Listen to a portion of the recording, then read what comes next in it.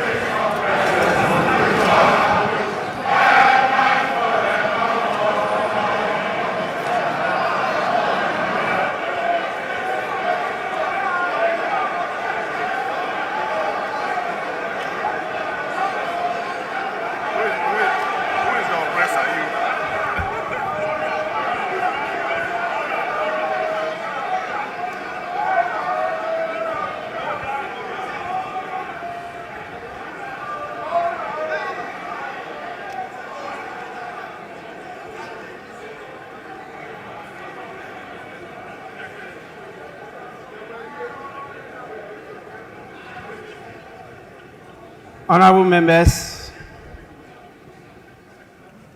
the House is extremely privileged to have the presence of His Excellency John Dramani Mahama,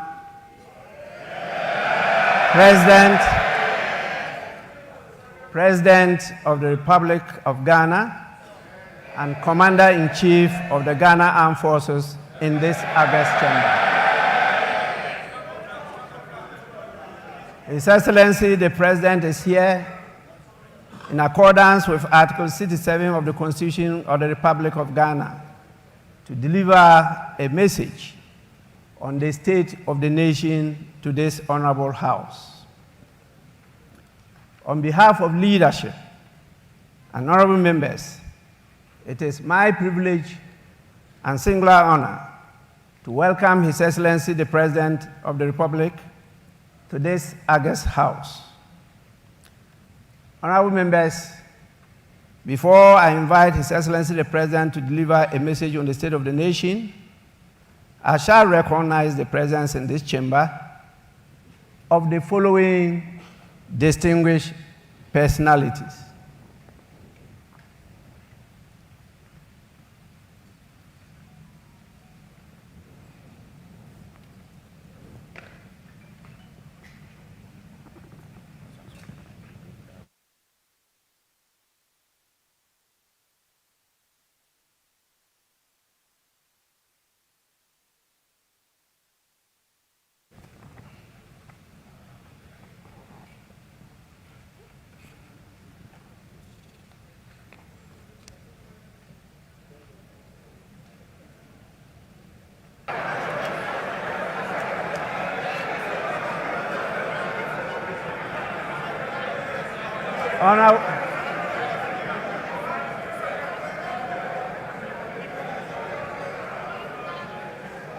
Honorable members,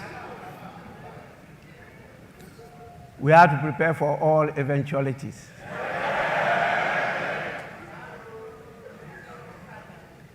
We have the following distinguished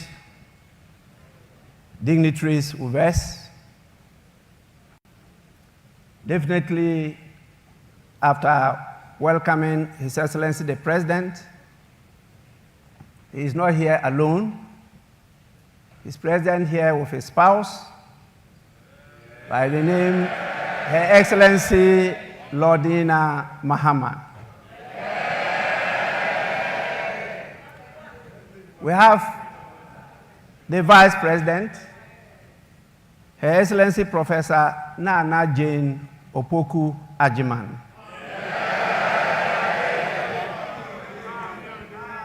We have the Chief Justice,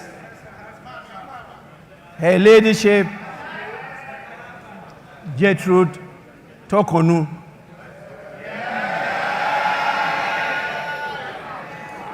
We also have the spouse of the Chief Justice, Mr. Francis Tokonu.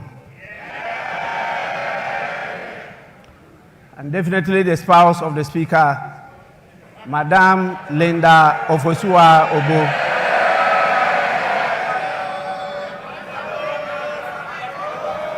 We have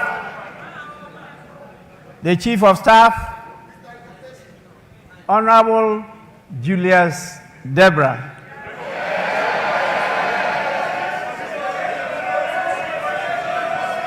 And we have a number of our Lordship, the Justices of the Superior Court of Judicature with us here. We also have the Chairman of the Council of State, our former Speaker, Right Honorable Eduardo Ajahu. And we have the former President, always present, His Excellency John Ajekum Kufuor.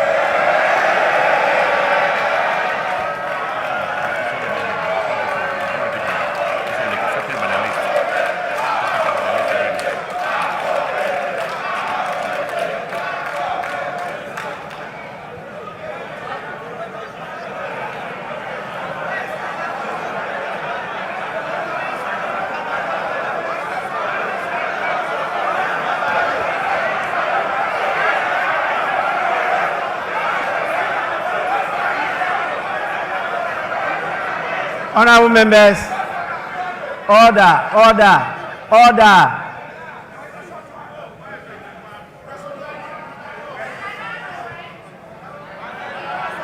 Honorable members, please, we are recognizing those present.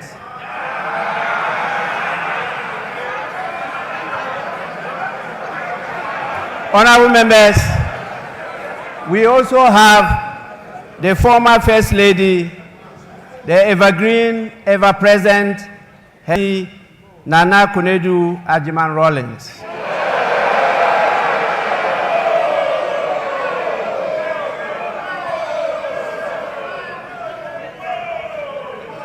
We have with us the National Chairman of the National Democratic Congress, Mr. Johnson Asedu Inketia.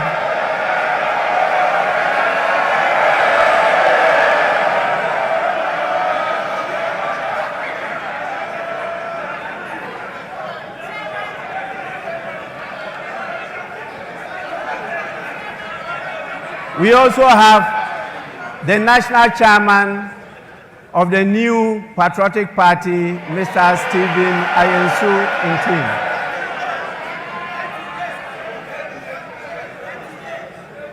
We have the General Secretary of the National Democratic Congress, Mr. Fivi Fiavi Kwete. And we have the General Secretary of the new Patriotic Party, Mr. Justin Frimpong Kodua,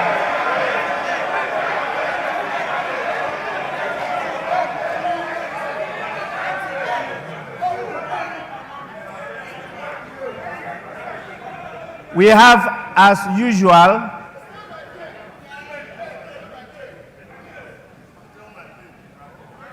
our Excellencies, the diplomatic corps of the various countries in Ghana. You can see, as usual, they have come in their numbers. We are extremely grateful for your presence. And we have the couples, the heads of the various security services with us. And we have our revered chiefs, queens, and queen mothers with us here. And the various heads of all the religious bodies we have in this country. We'll also have the former clerk to Parliament, Mr. Emmanuel Anyimedu, and the recently outgone former clerk to Parliament, Mr. Cyril Kwabena Oteng Insia. Honorable members, in the meantime, this is the list of the dignitaries that I have who are present here with us. May I now, on your behalf, and with the greatest pleasure, invite His Excellency the President to deliver his message. Your Excellency, you may do so now.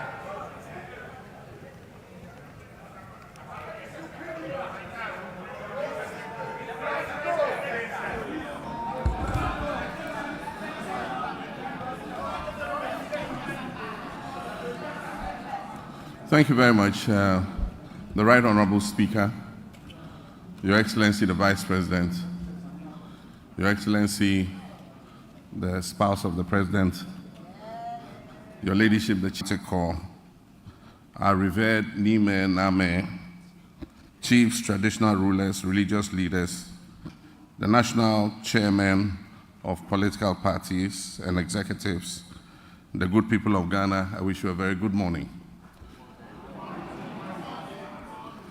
Mr. Speaker, Article 67 of the 1992 Constitution requires that the President address the people of Ghana in whom sovereignty resides on the state of the nation.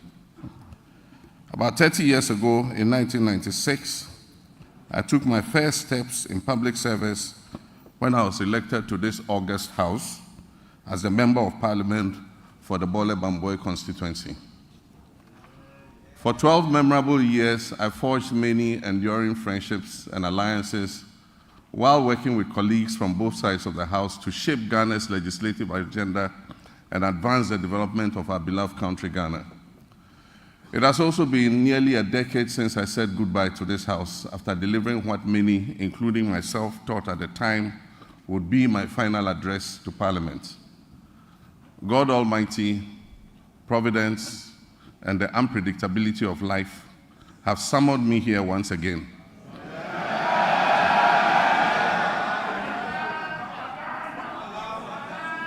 On the back of a historic electoral mandate from the people of Ghana to deliver a message on the state of the nation. That mandate came with an unprecedented majority in Parliament. And here I am once again to deliver a message on the state of the nation. Mr. Speaker, I wish to convey my heartfelt gratitude to Parliament for the prompt vetting and approval of my nominees for ministerial positions. This efficiency is unmatched in the history of the Fourth Republic, demonstrating the strides we can make when we come together in our dedication to serve the people of our great country. I believe that a similar dispatch will be applied to the approval process for my deputy ministerial nominees. This will enable them to promptly assume office and assist their ministers in delivering our noble vision of resetting our dear nation. In making the nominations and considering the numbers involved, I considered the long expressed sentiment of the Ghanaian people about the sheer size of previous administrations and their associated cost implications. I trust that this significant reduction to 60 ministers and deputy ministers, including regional ministers, will set the stage for further reductions in the size of future governments. With the inauguration of the Council of State, we can begin appointing the staff of the presidency. I intend to significantly reduce the number of staff compared to what existed under previous administrations. All this is aimed at leading by example in cutting down government expenditure and reducing the budget deficit.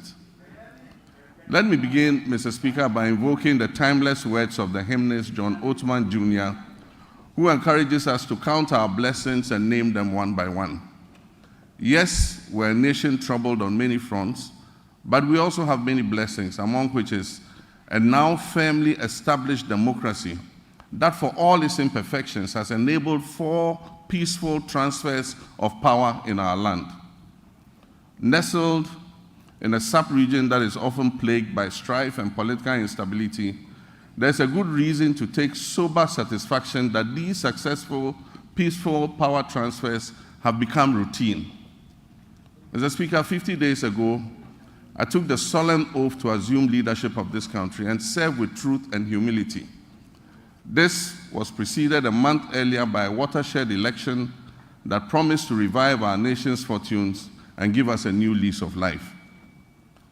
The election result gave us an important opportunity to change course and move off the slippery slopes our country had been descending that had caused so much economic pain, suffering, and grief to our people. In their collective wisdom and with resounding clarity, the Ghanaian people chose to chart a new path to reset the country's economy. And through their votes, they made it clear that they will henceforth demand the highest standards of governance from those they put in positions of leadership. The good people of Ghana elected me to office with a historic electoral margin of nearly 1.7 million votes.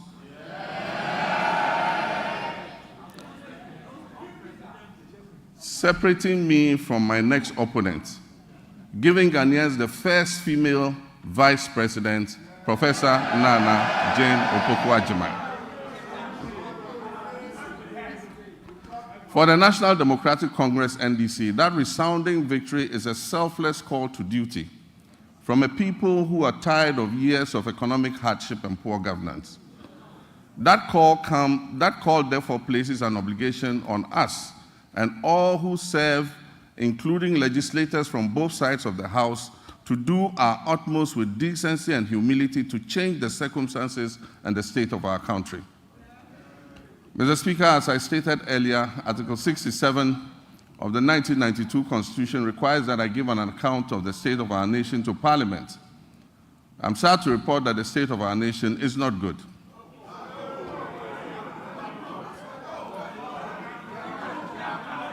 Our economy is in crisis, and our people are suffering unprecedented hardships.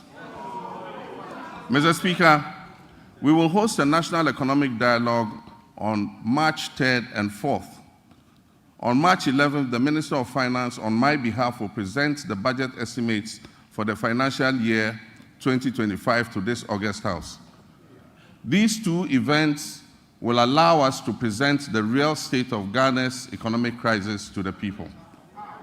Mr. Speaker, it is not my style to lament and shift blame when confronted with challenges.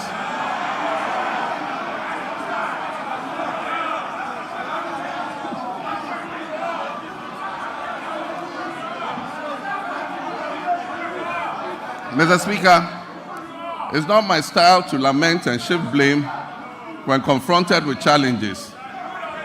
My approach is to accept challenges and work hard to resolve them. Indeed, this is precisely what the people of Ghana elected me to do. I have therefore not come here to lament on the state of our country, Though there's much to lament about, I understand why I was elected with such high voter confidence, and that is to solve Ghana's problems. With your permission, Mr. Speaker, and within the constraints of time, I'll take the liberty to elaborate on how we intend to address the numerous challenges facing us as a nation.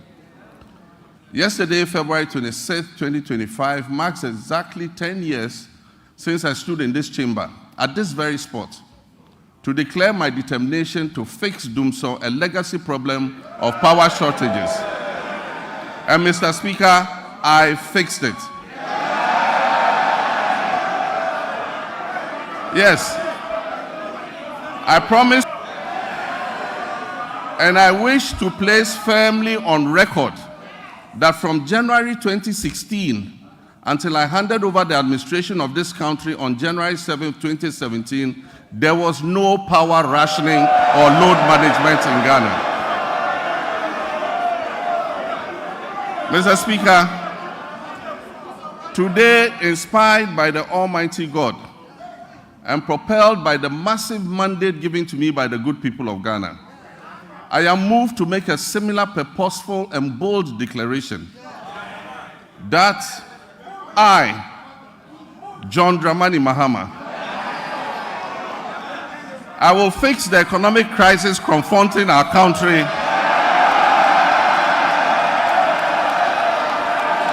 and reset it on a path of growth and prosperity. Economic crisis confronting our country and reset it on a path of growth and prosperity. My government, working with you and every Ghanaian, will solve the challenges because we have developed the plan with our people's support. When I decided to run for president again, I did so because of what I knew about the state of our country. I was aware that huge problems awaited me upon assumption of office, but nothing could prepare anyone for the reality of the depths to which our economy and our governance had sunk. Our elders say that a frog's true length can be ascertained only after it has died. Apotrowa ni ehun ne tenten. And how right they were. It is common knowledge that our economy is in dire straits, which is putting it mildly, because an initial assessment of the books we have discovered, that our economic problems are much deeper than was previously known. We have inherited a country that is broken on many fronts. The profundities of the challenges confronting us are staggering. We are saddled with staggering debts and glaring signs of almost deliberate and, in some cases, reckless mismanagement of our resources. Mr. Speaker, not even the restraints of an IMF program were enough for the previous economic managers to exercise prudence in managing our finances. After setting an inflation target of 18% by the end of 2024, the actual outturn was 23.8%, significantly higher than the threshold agreed with the IMF. The Ghana cedi continued its downward slide, losing 19% of its value against the dollar in 2024. It had already in the previous year lost 27.8% of its value. In addition to the public debt, which amounts to a staggering 721 billion cedis, several state-owned enterprises are also in debt, including the ECG, which owes 68 billion Ghana cedis. Ghana Cocoa Board,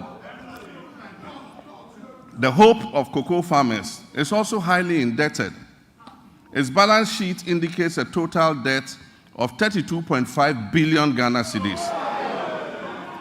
of which 9.7 billion is due to be paid at the end of September 2025.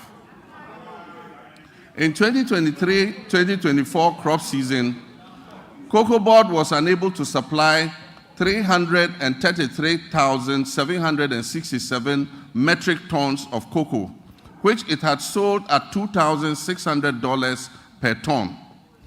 As a result, the then management of Cocoa Board rolled over these contracts into the 2024-2025 season. Honorable members, Mr. Speaker, this implies that for every ton of cocoa delivered this year, in fulfillment of the rollover contracts, Cocoa Board and Ghanaian farmers are going to lose $4,000 in revenue. Mr. Speaker, as I address this Honorable House, Cocoa Board has supplied 210,000 tons out of the rolled over contract, resulting in a revenue loss of $840 million for both Cocoa Board and the Ghanaian farmer. Mr. Speaker, Cocoa Board and the Ghanaian farmer will lose another $495 million by the time the board finishes supplying the remaining rolled over contracts. Additionally, Cocoa Road commitments alone total 21.7 billion cedis, of which only 4.4 billion is included in the total debt of 32.5 billion. This debt has arisen mainly because of the decision in 2019 and 2020 to award road contracts worth over $1 billion because of the election. Mr. Speaker, the energy sector faces significant financial challenges, primarily due to collection and system losses, non-compliance with the cash waterfall mechanism, and legacy debts. The financing shortfall has risen considerably to approximately $2.2 billion, or 34 billion Ghana cedis for 2025. And urgent measures will be needed to reduce it to sustainable levels and ultimately eliminate it. The financial sector continues to struggle despite the reportedly spending of $29.9 billion on the financial sector cleanup exercise up to date. Scant reserves were also left for debt servicing, despite implementing what may be considered the most severe and distressing economic policy in the annals of the Fourth Republic, if not in the entirety of our nation's history. And I'm referring to the domestic debt exchange program. This is in stark contrast to our actions in 2017 before we left office, when we allocated $250 million to the sinking fund handed over to the incoming government to service debts, Ghana's debts. There have been claims that buffers were left for debt repayments, oncoming debt repayment this year. Mr. Speaker, honorable members, let me give you the statement of account for the debt service reserve account, which is also popularly referred to as the sinking fund. This fund shows a balance of only $64,000 in the dollar account, $64,000 in the dollar account, and 143 million Ghana cedis in the CD account. The repercussions of the accumulation of debt and economic mismanagement will require extensive work and sacrifice to repair.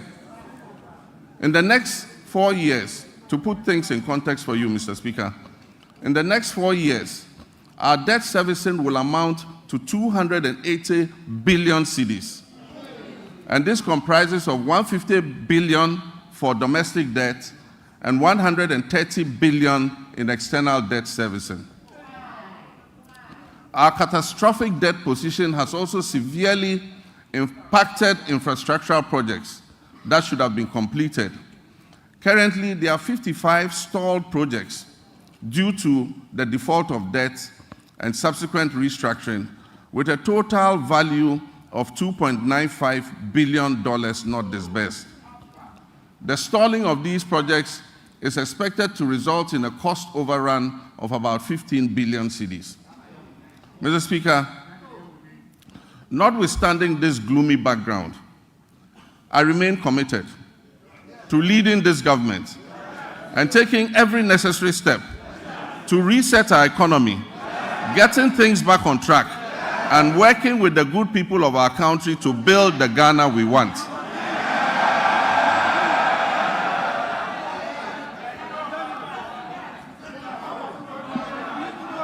Mr. Speaker, we are doubling our efforts to complete all outstanding structural reforms.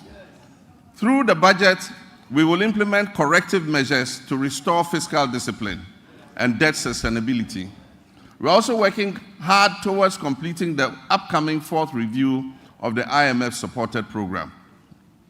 The review is scheduled from April 2nd to April 15th, 2025, and the IMF Executive Board is expected to approve it in June of this year. As we have done previously, we're also building buffers in the sinking fund and adopting prudent debt management practices to ensure prompt repayment of upcoming domestic and external debt maturities. In this respect, government successfully honored the matured coupon payment of $6.081 billion in cash and $3.46 billion in kind, which was due in February 2025 to all domestic debt exchange program bondholders, fully paid. Mr. Speaker, the good news is that we have also built additional buffers in the sinking fund to honor the maturing bonds that are due in July and August. And so bondholders can rest assured that they will be paid to the last pesewa, whatever is owed them. With the transparent and prudent measures we have implemented since taking over the administration of this country, I urge my countrymen and women, business owners, and foreign investors to trust our competence in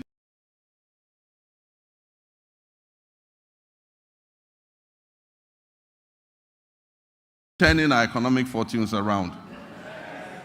Mr. Speaker, since we took office on January 7, 2020,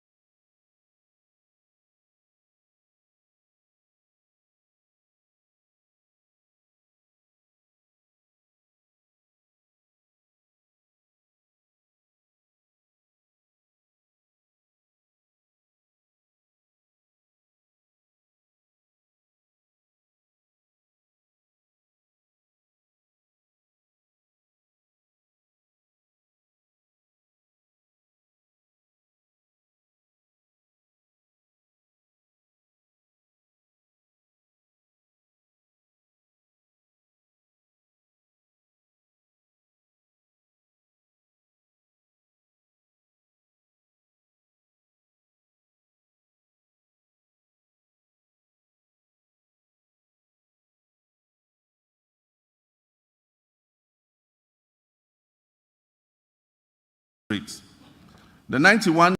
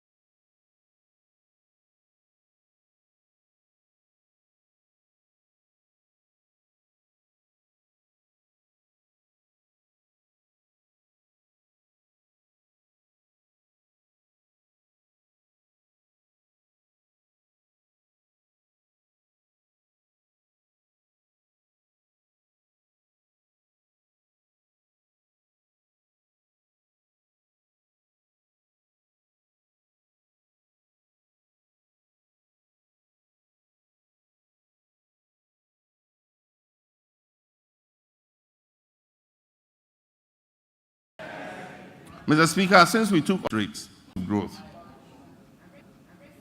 the goal is prosperity for all, which must be shared and not the prerogative of a select few. Mr. Speaker, in fulfillment of our 120-day social contract with the Ghanaian people, we have put in place the planning committee to host the National Economic Dialogue. This dialogue is expected to discuss the state of the economy and reach a consensus on the key policies needed to address the devastating turning our economic fortunes around. Mr. Speaker, since we are essential for resetting the economy and creating prosperity for all our people, I believe there's absolute wisdom in what our elders say, that two heads are better than one. Tikro and Kwejina. Consultation and consensus building have always proven to be better than unilateral decision making.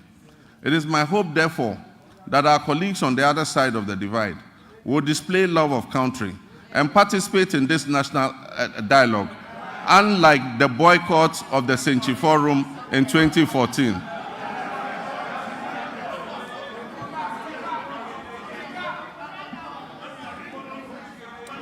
I humbly choose a different path of accommodation and cooperation with all stakeholders. We will continuously engage on important issues so that together, as a nation, we can reset our country and focus on sustainable development. Mr. Speaker, honorable members, together we shall build the Ghana we all want. Mr. Speaker, my administration inherited an energy sector on the brink of collapse. It was weighed down by unsustainable debt. This unfortunate situation has led to many independent power producers and fuel suppliers threatening to cease their operations.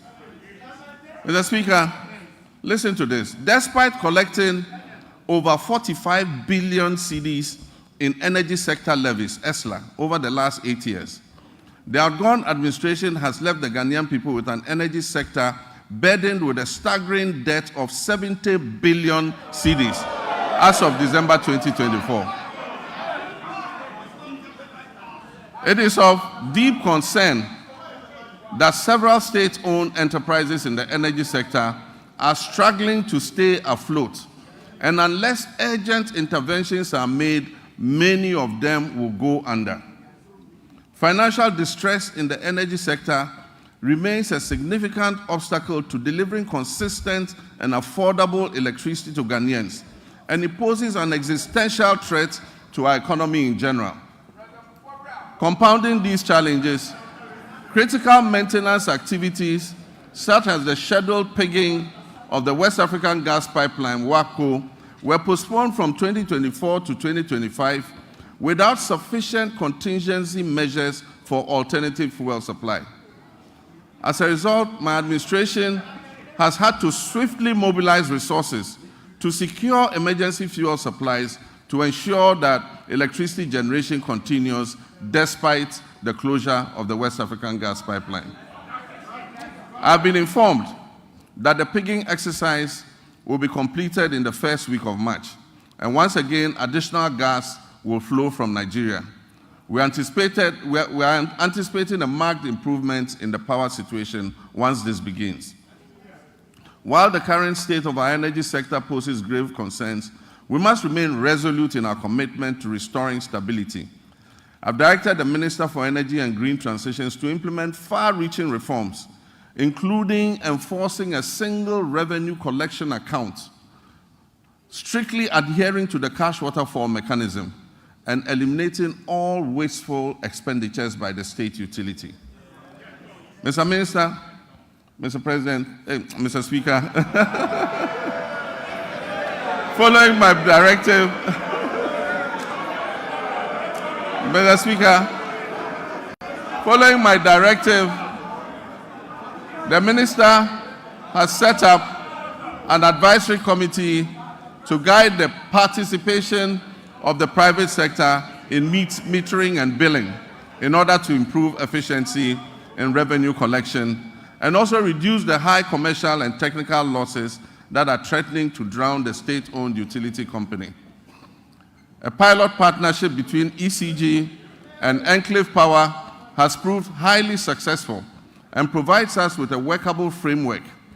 ECG provides bulk supply of power to Enclave Power Limited, This is an organization in Ghana. Enclave Power provides meters and bills to all companies operating in the free zones enclave, with 99% revenue collection and nearly 100% uptime in power supply. This is being done here in Ghana. We can use it to cover the rest of the nation to ensure that we get revenue compliance and be able to bring down tariffs for our people. Mr. Speaker, I'm still getting used to being president, that's why I said Mr. President. Mr. Speaker, reduction in commercial and technical losses will lead to affordable tariffs for everyone and will bring relief to all users of electric power. We also aim in the medium term to achieve 100% gas utilization for power production and to eliminate completely the use of crude oil and fossil fuels.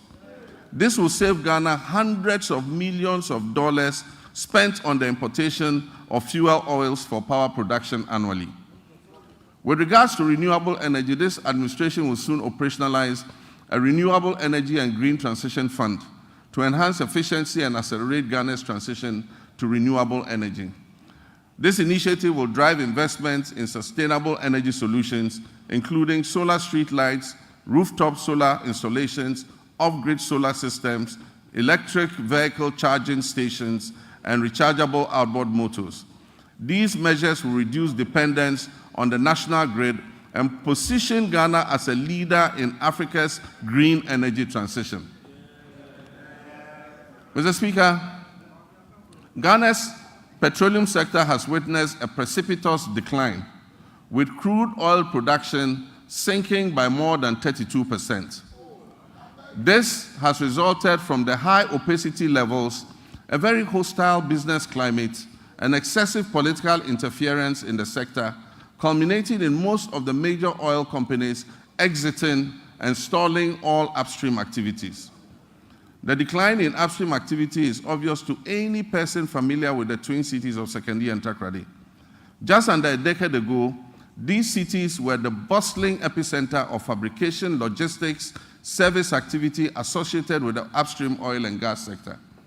Unfortunately, my recent visit reveals many shut down facilities and many businesses have packed and left the shores of our country. Hundreds of workers have been laid off and left unemployed. I wish to assure the good people of Sekondi Takoradi and indeed the whole Western region that we are going to breathe life back into your area.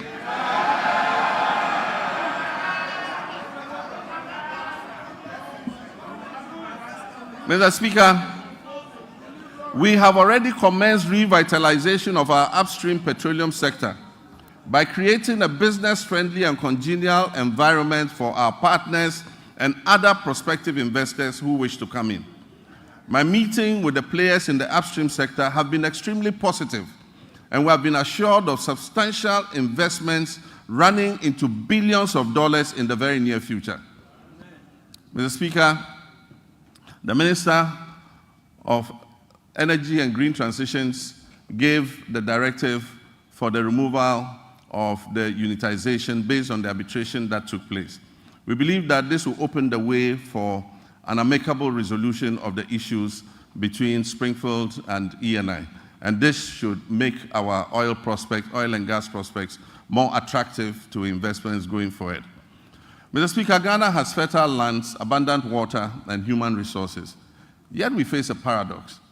Our food import bill continues to soar, reaching alarming levels of over $2 billion annually. In addition, rising food inflation is burdening households and threatening livelihoods.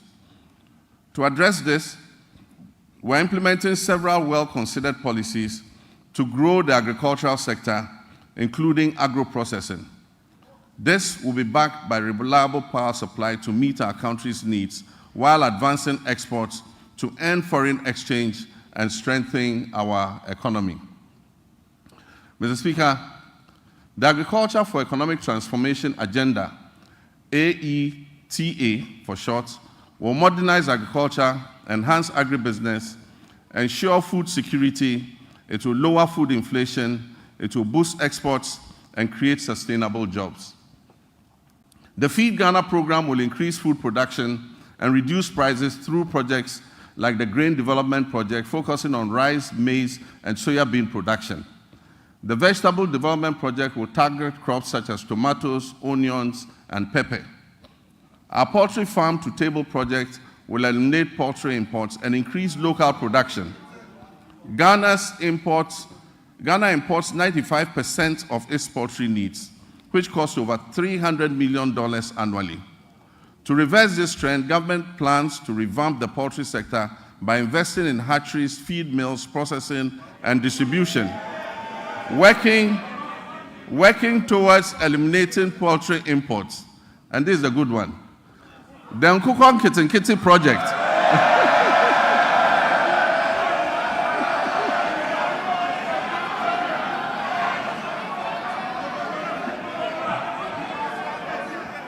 We actually have a project called Nkukon Kitinkiti. The Nkukon Kitinkiti project will cover 55,000 households.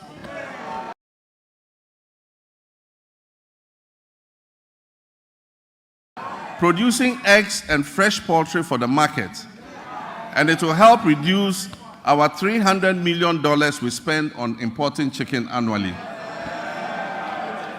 Mr. Speaker, to strengthen the connection between agriculture and industry, we will prioritize value addition, processing, and distribution, and this will position agriculture as profitable and appealing, making it more attractive to our young people.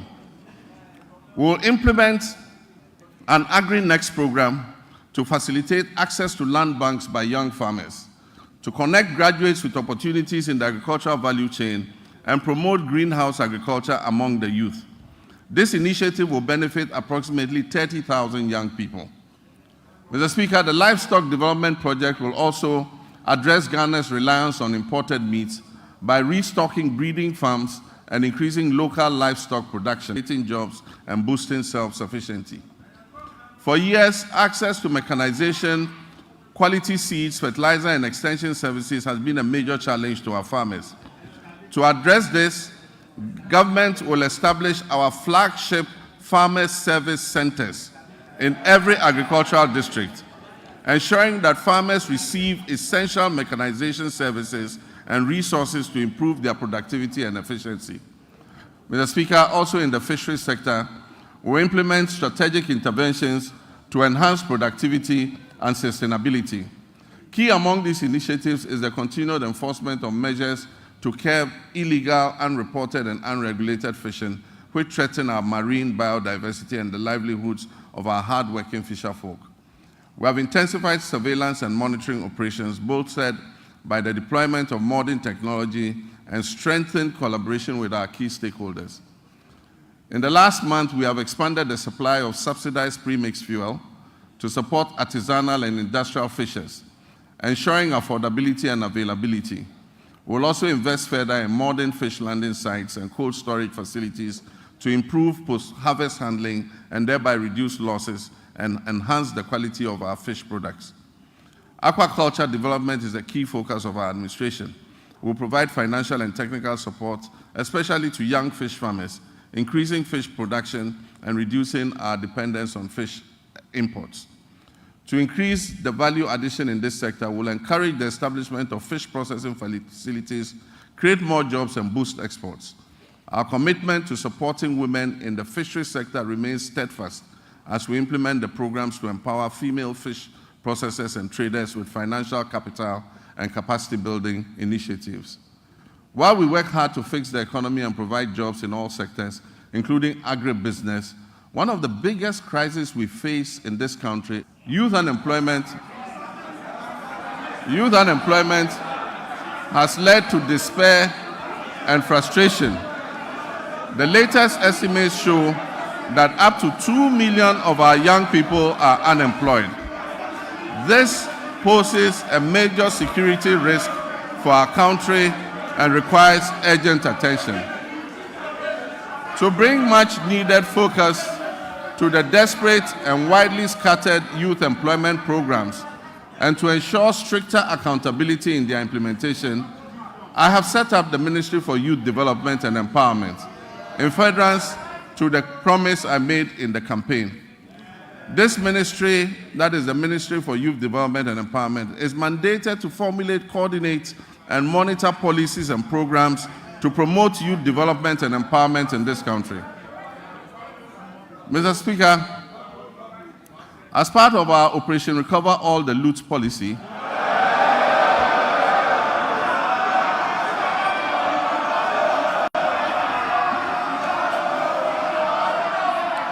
Mr. Speaker, as part of our Operation Recover All the Loot policy, ORA, I've already tasked our investigative bodies to bring the culprits of the National Service Ghost Name scandal to justice.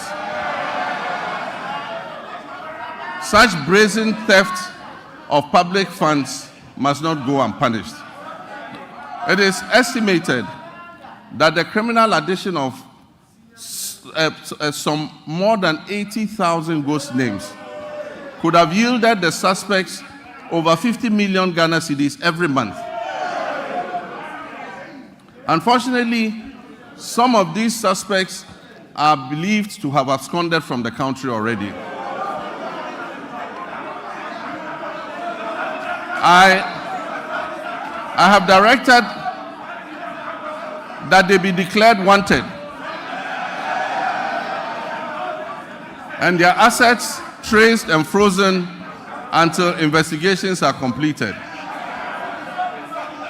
To achieve a legally robust regime to govern national service, I've also tasked the Minister for Youth Development and Empowerment to coordinate and present to Parliament a legislative instrument to support the implementation of the newly passed National Service Authority Act 2024. That's Act 1119. We will introduce short military training as part of our national service scheme. The administration of scholarships is another challenge. It has been fraught with a lot of challenges. The poor who genuinely need scholarships are unable to access them because the rich and wealthy always crowd. Fulfill our government's vision of promoting transparency, equity, and sustainability in the scholarship scheme, we shall streamline the award process to ensure that not only deserving youth benefit from the system, deserving youth benefit from the system. We shall introduce increased transparency, including publishing the list of beneficiaries every year. Mr. Speaker, job creation is one of our main pillars, and it was one of the major promises we made to the youth of Ghana. To help actualize this promise, we're going to roll out what we call the Ejumawura program. This initiative will create, track, and mentor young businesses annually with a special focus on our youth. For the first phase, the top 2,000 implementable business proposals will be supported with business development training, mentorship, access to startup capital, marketing, and networking to operationalize their innovations and business ideas. We will also launch our flagship National Apprenticeship Program to equip at least 10,000 young people in the informal sector with employable skills, including providing apprenticeship fees and startup kits when they have completed. The Youth Development and the Interior Ministries will facilitate the training of our young people in the Okada business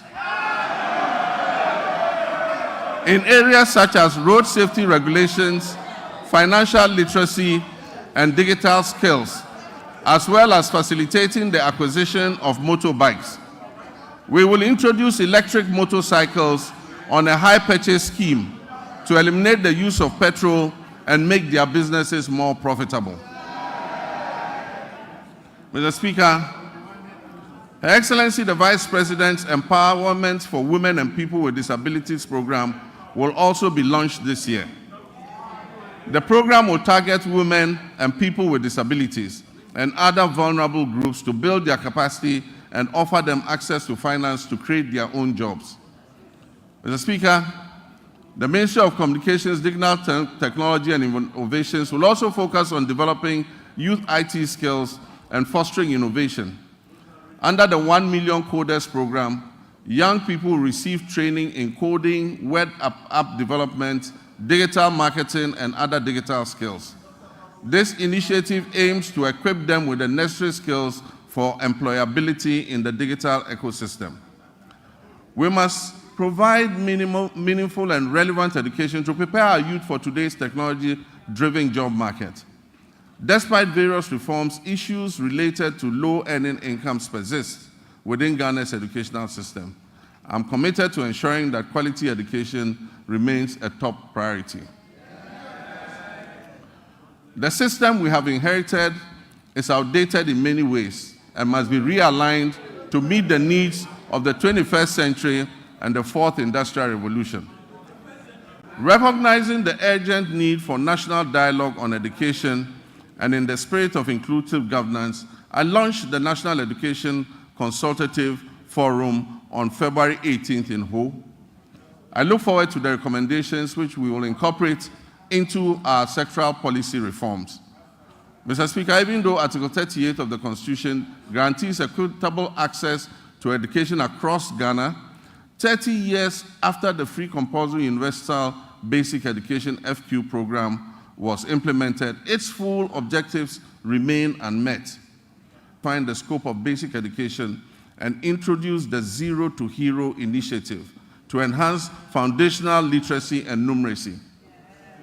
Additionally, ICT training will be integrated into early childhood education at the basic level. Over the next 3 years, it will be expanded to cover at least 300 classrooms, 30 centers of excellence, 1,000 teachers and district teacher support teams, focusing on the teaching of mathematics and literacy. This year, the Ministry of Education will fully implement a new curriculum for senior high technical schools and STEM schools, introduce a standardized national sign language for hearing impaired learners from kindergarten to SHS, and review the kindergarten and primary school curriculums. To increase access to quality education, we will scale up our social intervention programs like the capitation grants, the feeding grants for special schools, and the government's BECE registration initiative. Mr. Speaker, to promote inclusion and equity, the government will enhance and resource the Islamic Education Unit to recruit more Islamic and Arabic tutors for English-Arabic schools. We will establish STEM and TVET schools in underserved and peri-urban communities. We will provide scholarships to brilliant but needy students in deprived communities, especially for study in law, medicine, and engineering. We will support Islamic colleges of education with infrastructure and logistics, and will enroll youth in Zongo and deprived urban communities in the National Apprentice Program and offer free technical and vocational training. Mr. Speaker, it is important to continue to retain and motivate our teachers in all schools, especially in the rural areas. Government will begin plans for the implementation of the 20% allowance for teachers who agree to serve in rural schools. District assemblies are going to be involved in this scheme to ensure that the teachers are present and teaching in the schools that are selected. This scheme will reward such teachers for their sacrifices and ensure quality education nationwide, not only in urban centers. Mr. Speaker, as part of our Teacher Dabre initiative, the construction of teacher accommodation units to improve welfare and attract teachers to rural areas will commence this year. Mr. Speaker, no new school will be built in this country without teachers' accommodation. Mr. Speaker, honorable members, once again for emphasis and for the record, I, John Dramani Mahama, President of the Republic of Ghana, will not cancel the free SHS program.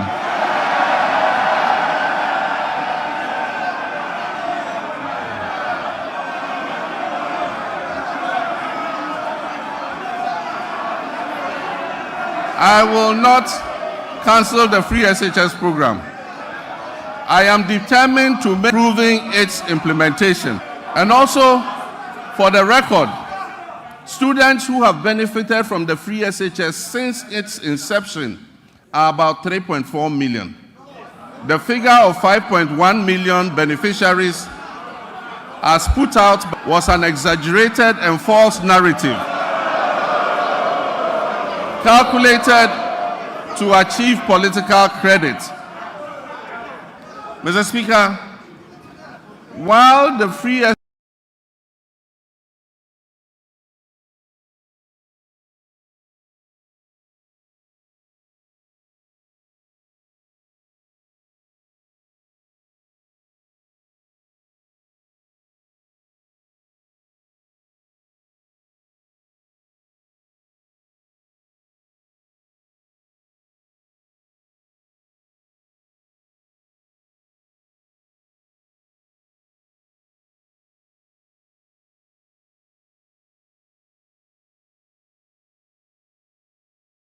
SHS program has improved access, the implementation of the program leaves much to be desired.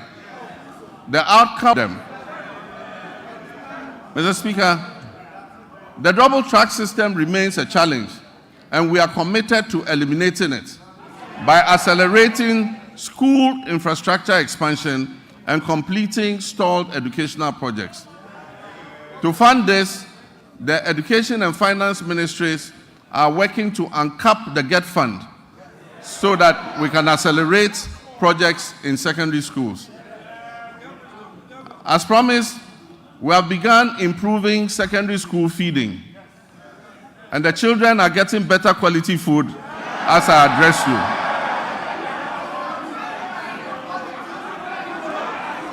Mr. Speaker,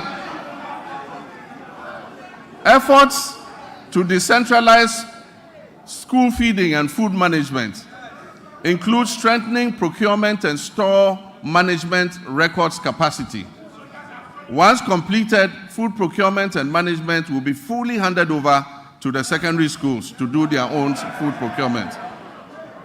Mr. Speaker, science, technology, engineering, and mathematics are central to national development, STEM.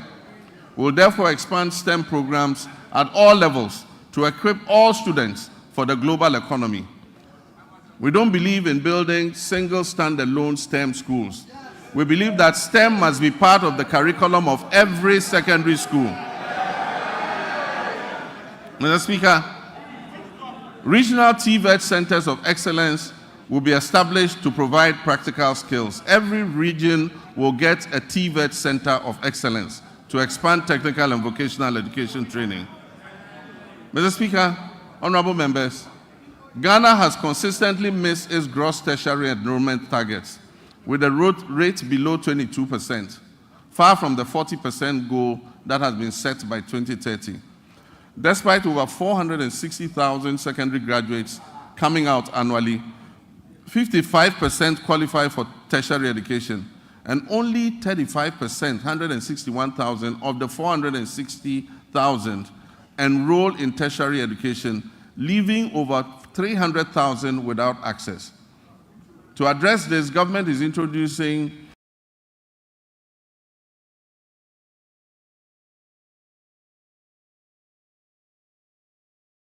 a no-fee stress policy to early admission fees, which currently serve as a barrier to higher education for some students.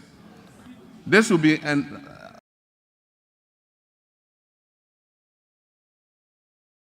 supported by and so PWDs who gain admission to tertiary institutions will pay no fees. Additionally, TVET enrollment will be increased from 11% to 20% to boost employment. Mr. Speaker, rising enrollment has strained university infrastructure, causing overcrowding and inadequate accommodation. We are determined to expand access, improve quality, and align tertiary education with national goals, particularly in STEM. Feasibility studies for new public universities or campuses of existing universities to be established in the 6 new regions will commence this year. Seed funding for these projects will come from the GET Fund in order to enhance access. Government will this year engage with the existing public universities to identify suitable sites on their campuses, acquired lands, for the implementation of the private sector participation in the provision of hostels project. This is a partnership between government, the universities, and private investors to expand hostel capacity on their campuses. This will allow more students to be accommodated on the campuses to allow for a better learning environment. Mr. Speaker, academic freedom will be upheld. We will not interfere in the administration of our tertiary universities. And our hope is that the institutions will ensure good governance in their administrative practices. Mr. Speaker, next, our health sector faces significant challenges that jeopardize the very foundation of affordable health care. The Ministry of Health has a total liability of nearly 15 billion cedis when co-financing obligations, judgment debts, and payments to clear medical put together. The last major hospital equipment replacement program was undertaken in 2014 when I was president. Since then, most hospital equipment in the Ghana Health Service facilities have deteriorated or broken down. Mr. Speaker, the Agenda 111 program, which was started as a knee-jerk reaction during the COVID-19 pandemic, when the Ghanaian public had begun to appreciate the significant investments that the previous NDC administration had made in healthcare facilities, and began to lament the many hospital projects that had stalled under the previous administration, a promise was made to build 111 hospitals. Mr. Speaker, I'm sad to dedicated funding source for such a gargantuan project. There is no dedicated funding source for this gargantuan project. Mr. Speaker, for the record, as I speak, not a single Agenda 111 hospital is operational. In any part of Ghana, I challenge you, not one is operational. Mr. Speaker, and it is worth disclosing that $400 million has already been disbursed under the Agenda 111 project. Mr. Speaker, at a rate of approximately $80 million per hospital, this $400 million spent could have completed and made operational at least 22 of those hospitals. Mr. Speaker,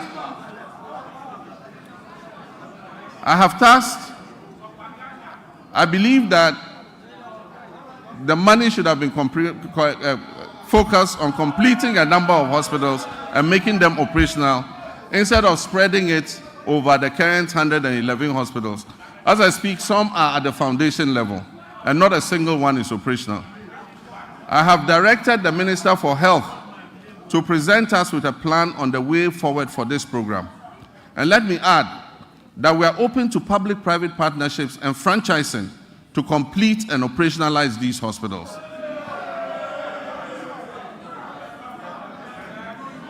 Mr. Speaker, one of the most pressing issues confronting our health sector today is the USAID's sudden 90-day pause in services without prior notice and the looming threat of complete withdrawal of programs that do not align with the USAID's strategic interests.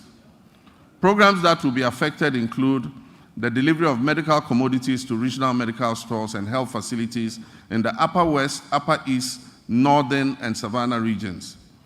USAID support for the National HIV/AIDS Control Program includes the supply of antiretroviral therapies in the Western, North, and Afro regions.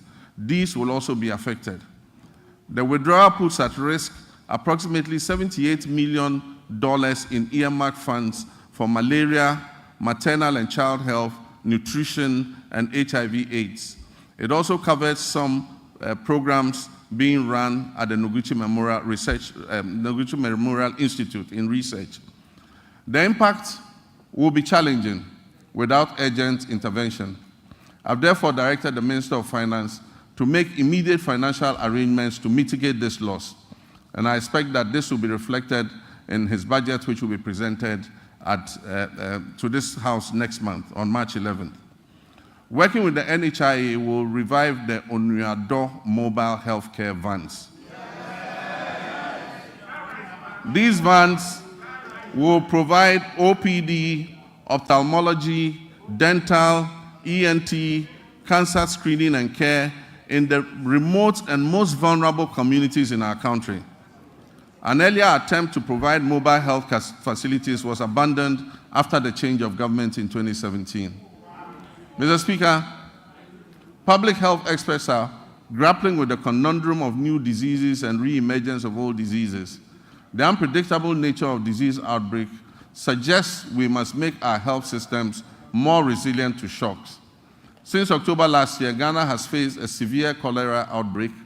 As of February 17, 2025, I'm sad to report that 6,300 suspected cases, 545 of these cases were confirmed to be cholera, and unfortunately, we lost 49 of our compatriots. The outbreak has affected 118 districts across the Greater Accra, Central, Western Ashanti, and Eastern regions. To control the situation, we have launched an aggressive vaccination and public education campaign, among other interventions. Mr. Speaker, sanitation within the context of infectious disease outbreaks, personal hygiene, and environmental sanitation must be a major priority for us. Our cities and towns must be made cleaner than what we currently have. We commit to right the wrongs and keep our cities and communities clean through appropriate investment, supervision, and performance tracking in the sanitation sector. Mr. Speaker, as I speak, the Upper West region is facing a severe meningitis outbreak. And I know, Mr. Speaker, you have made an important contribution to ameliorate the situation in your region, and I commend you for that.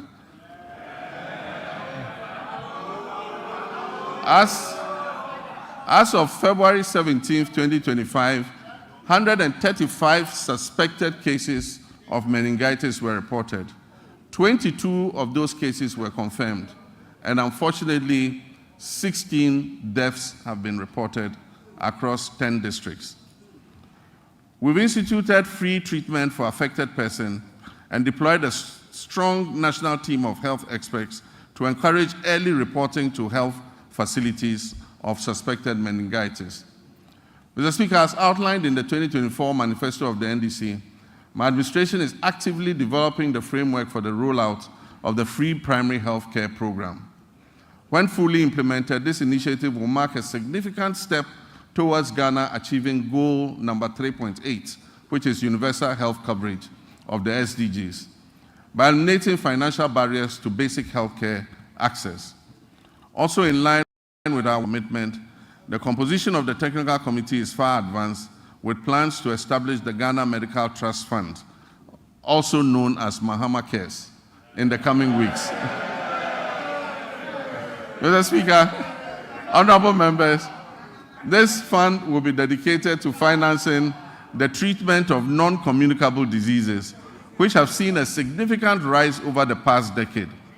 As part of this initiative, the government is committing to allocate financial resources towards this project in 2025, with further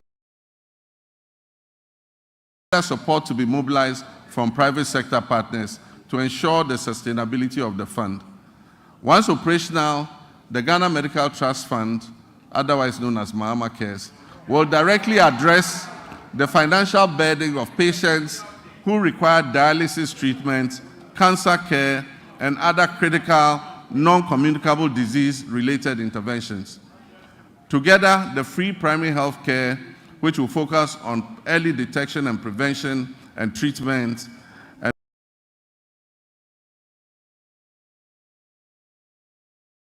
the Ghana Medical Trust Fund program which will focus on relieving the financial burden of treating non-communicable diseases, will help to revolutionize Ghana's healthcare system by improving healthcare accessibility and outcomes and enhancing productivity and well-being across the country.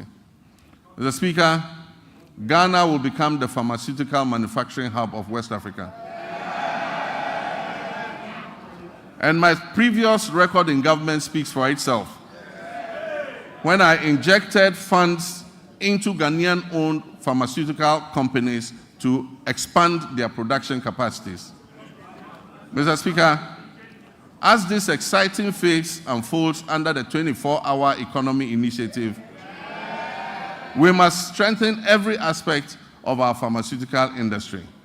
And this includes the Food and Drugs Authority and the Customs and Security agencies in order to avert the use of fake drugs and the importation of illicit drugs into our country. We await thorough and unbiased investigation into the alleged opioid pill importation into Ghana and other West African countries. The outcome will be shared, and I can assure you necessary action will be taken. Mr. Speaker, as a Social Democrat, I'm resolutely committed to eradicating all forms of discrimination in our society. Our vision is to foster fairness and cultivate an inclusive environment where everyone can engage fully and equally in social, economic, and political life. With my Vice President, the history-making Professor Nana Jane Opoku-Agyeman, we will engage with all stakeholders, including our development partners and civil society organizations, to prioritize gender equality, equity, and social justice. We will establish strong social protection mechanisms and enhance legal safeguards for women, girls, and other vulnerable groups. Our initiative would include enacting comprehensive laws and policies designed to dismantle harmful social norms, to enhance access to crucial resources and opportunities, particularly for young women, and reduce overall vulnerability within our society. Mr. Speaker, I'd like to take a moment to commend you and this House for your unwavering support and guidance, which were instrumental in passing the Affirmative Action Act of 2024, Act 1121, during the 8th Parliament of the 4th Republic. My government is dedicated to successfully implementing this act to ensure gender equity across the political, social, economic, educational, and cultural spheres. The Ministry of Gender, Children, and Social Protection is actively collaborating with relevant stakeholders to guarantee that this act is fully operational, including attaining the 30% target quota for women in political appointments. I'm pleased to report that women currently make up 23.21% of all appointments, and we are diligently working towards reaching the targets set forth in Act 1121. I'm, however, concerned about achieving gender balance, especially at the local government level. Very few women have mastered the courage to apply for the positions of metropolitan, municipal, and district chief executives. And unfortunately, the few who have courageously applied have been edged out on very flimsy and parochial grounds. It is my hope that the National Constitution Review Conference will clear a pathway for the election of DCEs. The Gender Ministry will then be obliged to encourage and support more women to apply and stand for these elective positions. In our pursuit of empowering women, Mr. Speaker, we'll establish the Women's Development Bank. This will be a specialized financial institution designed to support businesses owned and led by women through the provision of low-interest loans and tailored financial services offered under very flexible terms.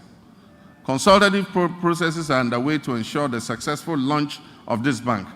And as part of our 120-day social contract, the Minister for Finance is going to allocate initial funding for the Women's Development Bank in the upcoming budget that will be presented to this House. Mr. Speaker, we're also implementing measures to expand the Livelihood Empowerment Against Poverty program under our Big Leap initiative. As we work towards completing the Ghana National Household Data Census by this year, 2025, will reassess the status of LEAP beneficiary households to facilitate the enrollment of new beneficiaries. Mr. Speaker, we are committed to enhancing the legal framework surrounding disability rights by passing the Persons with Disability Amendment Bill. Additionally, we will introduce a legislative instrument to strengthen further the provisions of the Persons with Disability Act, Act 715 of 2006. We reiterate our commitment to ensuring that individuals with disability have access to free tertiary education and equal opportunities to pursue their academic and professional ambitions. Mr. Speaker, the government intends to ensure the implementation of legislation that enjoins public and private employers to reserve 5% of their employment for persons with disabilities. I am aware that a private member was shepherding this bill. Government is going to support that motion in order that 5% of all employment is reserved for persons with disability. Mr. Speaker, Ghana's sports sector, once again, which was a shining example of excellence within Africa, now finds itself at a very critical juncture. Historically, our nation has been celebrated and has had remarkable achievements in boxing, football, and athletics. Unfortunately, this is no longer the case. However, recent years have unveiled depressing structural deficiencies in administration, funding, infrastructure, and talent development. Immediate and comprehensive reforms are imperative to reclaim our rightful place on the global sports stage. Mr. Speaker, we will develop a comprehensive national sports policy to align with international norms. This policy will be accompanied by an exhaustive review of the Sports Act of 2016, that is Act 934, and the rigorous enforcement of the Sports Regulations 2023 LI 2477. Infrastructure development remains paramount in our strategy. The government is committed to refurbishing existing national stadia, completing youth resource centers, and constructing new sports facilities in the new regions. We'll also prioritize community recreational facilities to foster greater participation in sports at the grassroots level. Recognizing the critical role of youth development, we're implementing a significant overhaul of grassroots sports with the establishment of the School Sports Authority. This body will oversee structured inter-school competitions and talent identification initiatives essential for nurturing future sporting champions. Over 60% of Ghana's elite athletes have emerged from these school sport programs. The ministry has now been renamed the Ministry of Sports and Recreation. To acknowledge the significance of recreation, we will launch a National Recreation Day. This will be a monthly initiative centered on community engagement alongside an annual National Recreation Festival. These initiatives will encourage keep-fit activities, lifestyles. It will promote traditional games and strengthen community bonds. Next month, the senior national team, the Black Stars, which is now a pale shadow of its former glory, will play 2 World Cup qualifying matches. I've instructed my office and the Minister for Sports and Recreation to hold the Ghana Football Association accountable to the people of Ghana as we prepare for these games, especially regarding the budget of the FA. There will be no secrecy in how much the government spends on the national teams. The budgets presented by the FA and other sports associations must be known by the public. After all, it is the taxpayers' funds that are used to fund these activities. The reduction in government expenditure and waste reduction applies to all sectors of the economy, including the Ministry of Sports and Recreation. Mr. Speaker, tourism, culture, and creative arts remain vital cornerstones of our national development strategy, playing a significant role in job creation, cultural exchange, and economic growth. In recent years, the ministry has launched transformative initiatives to position Ghana as a premier global destination, and this is positive. These positive initiatives aim to harness the country's rich cultural heritage, natural beauty, and our dynamic creative sector. Our flagship initiative, the Black Star Experience, aims to establish Ghana as the gateway to Africa for the global diaspora, featuring thoughtfully curated cultural, historic, and creative arts experiences in collaboration with the private sector, diplomatic missions, ministries, departments, and agencies. Our aim is to position the Black Star experience as a uniquely Ghanaian tourism brand. The Pan-African Month will be a part of the Black Star experience. It will include street carnivals, a film week, a fashion festival, a food fair, theatrical and drama performances, concert party competitions, and monthly domestic tourism destinations. We will strategically promote meetings, incentives, conferences, and exhibition tourism to diversify our tourism offerings. Ghana's peaceful and democratic environment positions us as an attractive hub for international summits, business conventions, and high-profile gatherings. We must capitalize on this unique advantage to maximize our benefits and strengthen our reputation as the country that is closest to the center of the world. We're also committed to revitalizing the Accra Marine Drive project, a significant urban redevelopment initiative which was designed to transform approximately 241 acres of Accra's coastline into a vibrant tourism and economic hub. Although the cabinet approval for this vital project was achieved during my presidency in 2016, progress has stalled. We will reassess the work completed and take decisive action to bring this all-important project back on track. We will develop the former seat of government and the area around it as a tourist attraction. It will have a pedestrian precinct with arts and craft markets, jewelry and gold markets. This approximate 22-acre land will become a destination for tourism. Mr. Speaker, our road network is the cornerstone of our nation's infrastructure, facilitating over 90% of the transportation of goods and services across this country. This vital network is critical in supporting agricultural growth by linking farmers to markets, lowering transportation costs, and ensuring quicker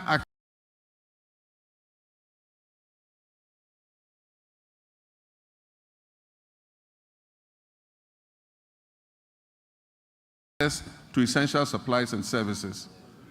The resulting interconnected benefits foster a vibrant economy and enhance the livelihood of countless of our citizens.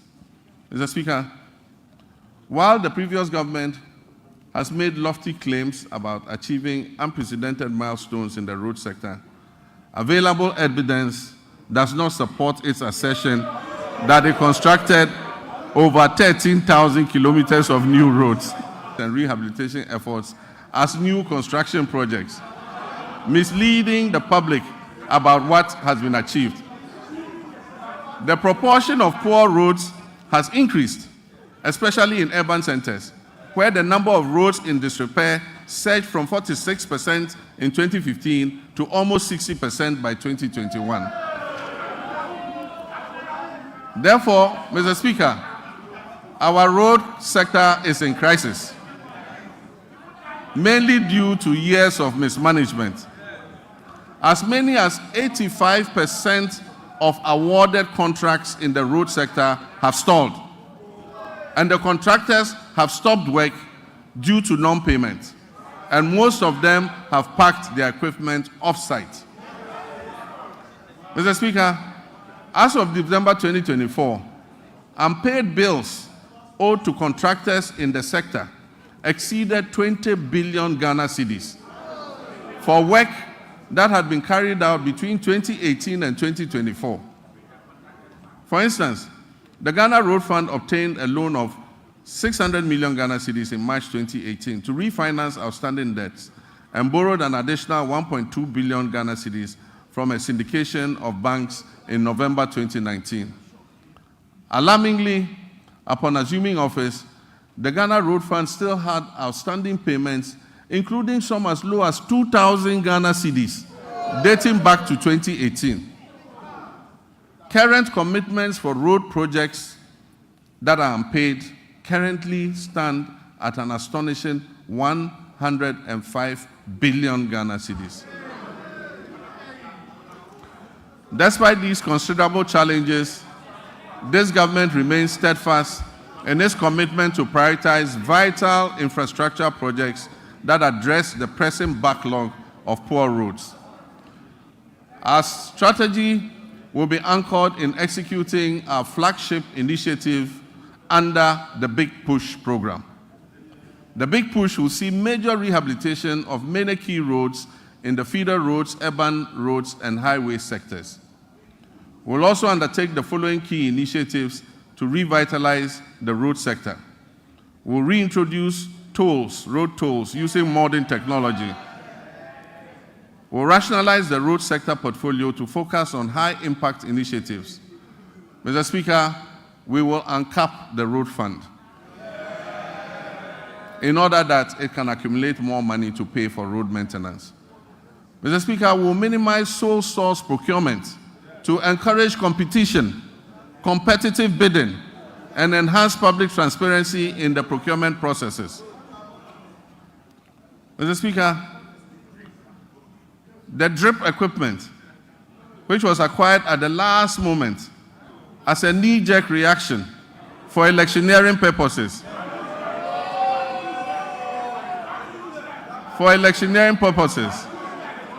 will be reorganized into regional mobile maintenance units to provide emergency road works in the regions.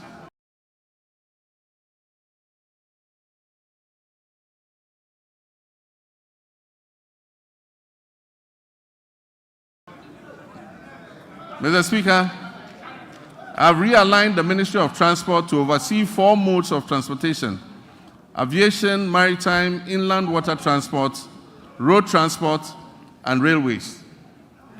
The government will commission a feasibility study to develop coastal water transport services. This initiative aims to promote alternative modes of transport and ensure their integration into our existing systems under the National Transport Policy. It also aims to enhance tourism, reduce road traffic, and mitigate environmental pollution. Motorcycles and tricycles, safe and cost-effective mode of transport. Currently, the Road Traffic Regulation of 2012, LI 2180, prohibits licensing motorcycles and tricycles for fare-paying passengers. As part of our government policy, the Ministry will amend the regulatory framework to regularize the use of motorcycles and tricycles for commercial passenger transport. In our ongoing effort to revitalize the whole airport, the government will facilitate the establishment of the state-of-the-art pilot training academy and a maintenance, repair, and overhaul facility.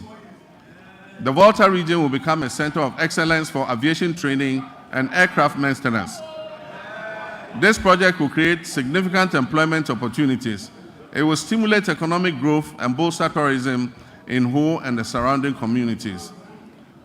I have directed the airport company to release 10 acres of land at the Ho airport for this purpose.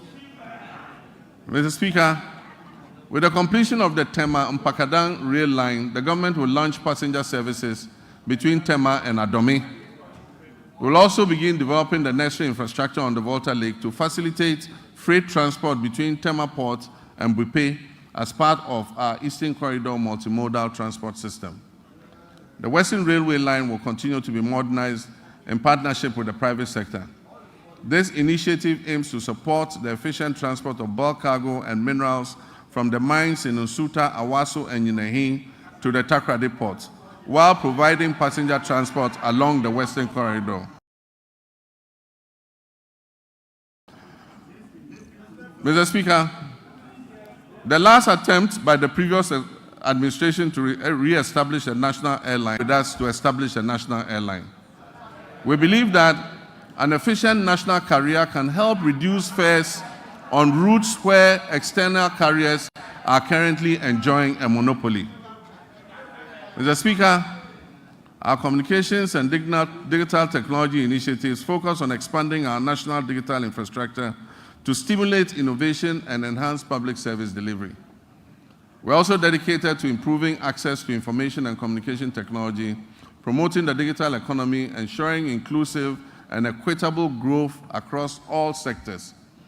Nevertheless, the sector faces several significant challenges that hinder our progress, and these include insufficient infrastructure for delivering weather and climate services across all time zones, fragmented and uncoordinated databases, outdated legislation and policies that do not keep pace with a rapidly evolving sector, a lack of adequate technology to effectively detect, prevent, and respond to cybersecurity threats, and a daunting debt burden of almost 2 billion cedis.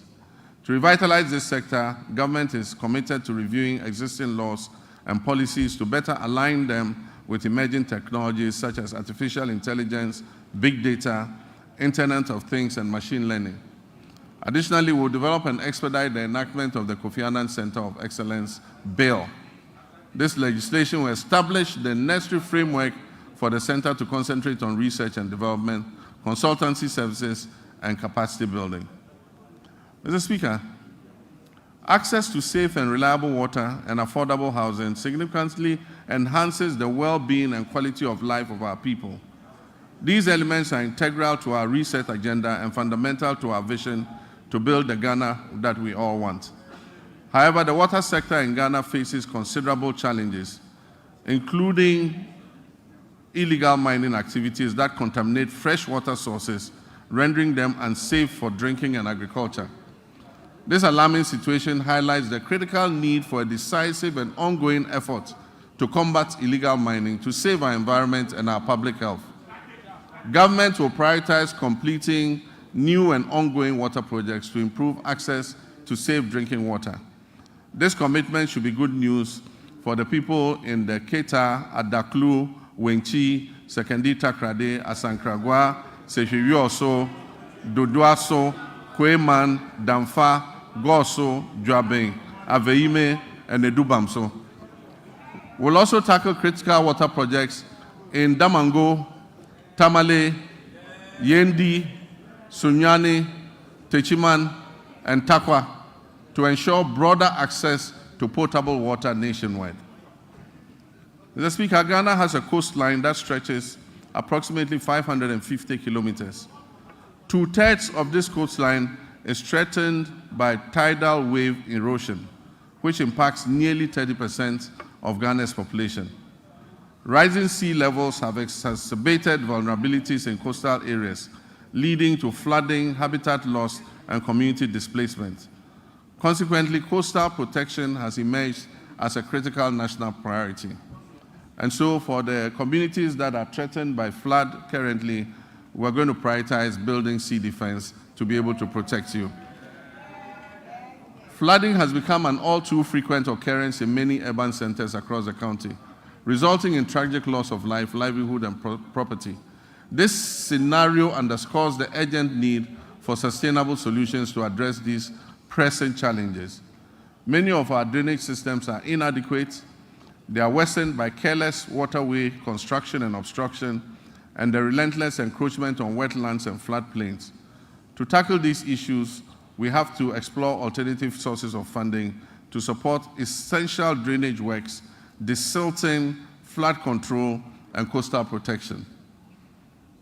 Mr. Speaker, the quality of life of any nation relies significantly on a well-regulated and efficient housing market that guarantees access to decent homes. Our housing deficit is estimated at over 1.2 million units, and this has been the situation for many decades.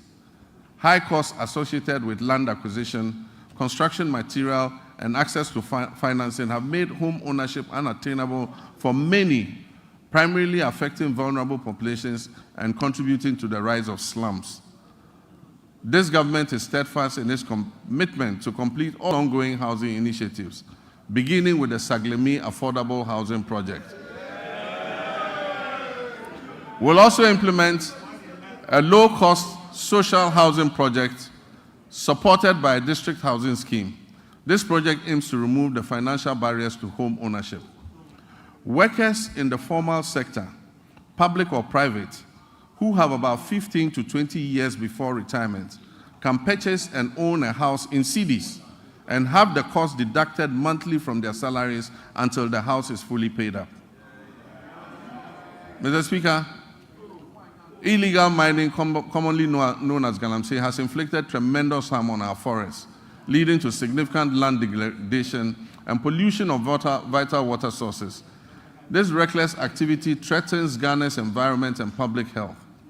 Mr. Speaker, I'm sad to report that presently 44 of the country's 288 forest reserves have been impacted, an area that is alarmingly equivalent to approximately 8,000 football fields has been completely destroyed. Mr. Speaker, the pollution levels in major rivers within the southwestern basin are critically high, with turbidity levels far exceeding possible units.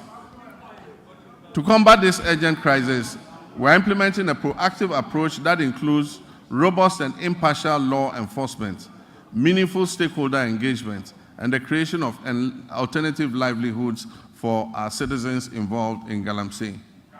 We're expanding the Minerals Commission regional offices to strengthen their regulatory oversight. We will establish a framework that categorizes mining activities into small, medium, and large scale, each with its tailored regulations. Mr. Speaker, we will establish a gold board, and we're in the process of doing it. Legislation will come to this House shortly. This gold board will ensure effective governance of the gold industry. At the same time, we wish to take advantage of Ghana's salt production capacity to place it as a central export commodity under the African Continental Free Trade Area. We will also seize opportunities presented by the global shift towards net zero emissions to craft policies related to critical minerals such as lithium. The anticipated development of the integrated aluminum and iron industry will significantly increase the value of Ghana's natural resources. In our commitment to restoring degraded forests, we will launch the Tree for Life restoration policy and the Blue Water Initiative, which will transform mined-out areas into ecological recovery zones. This ambitious afforestation program aims to establish more than 50,000 hectares of new plantations and undertake 5,000 hectares of enrichment planting annually.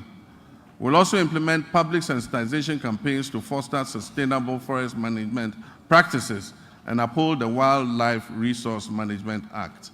We're going to involve school children and the general public in tree planting and tree growing. Mr. Speaker, comprehensive reforms will be introduced to enhance transparency and efficiency while ensuring tenure of security in land administration.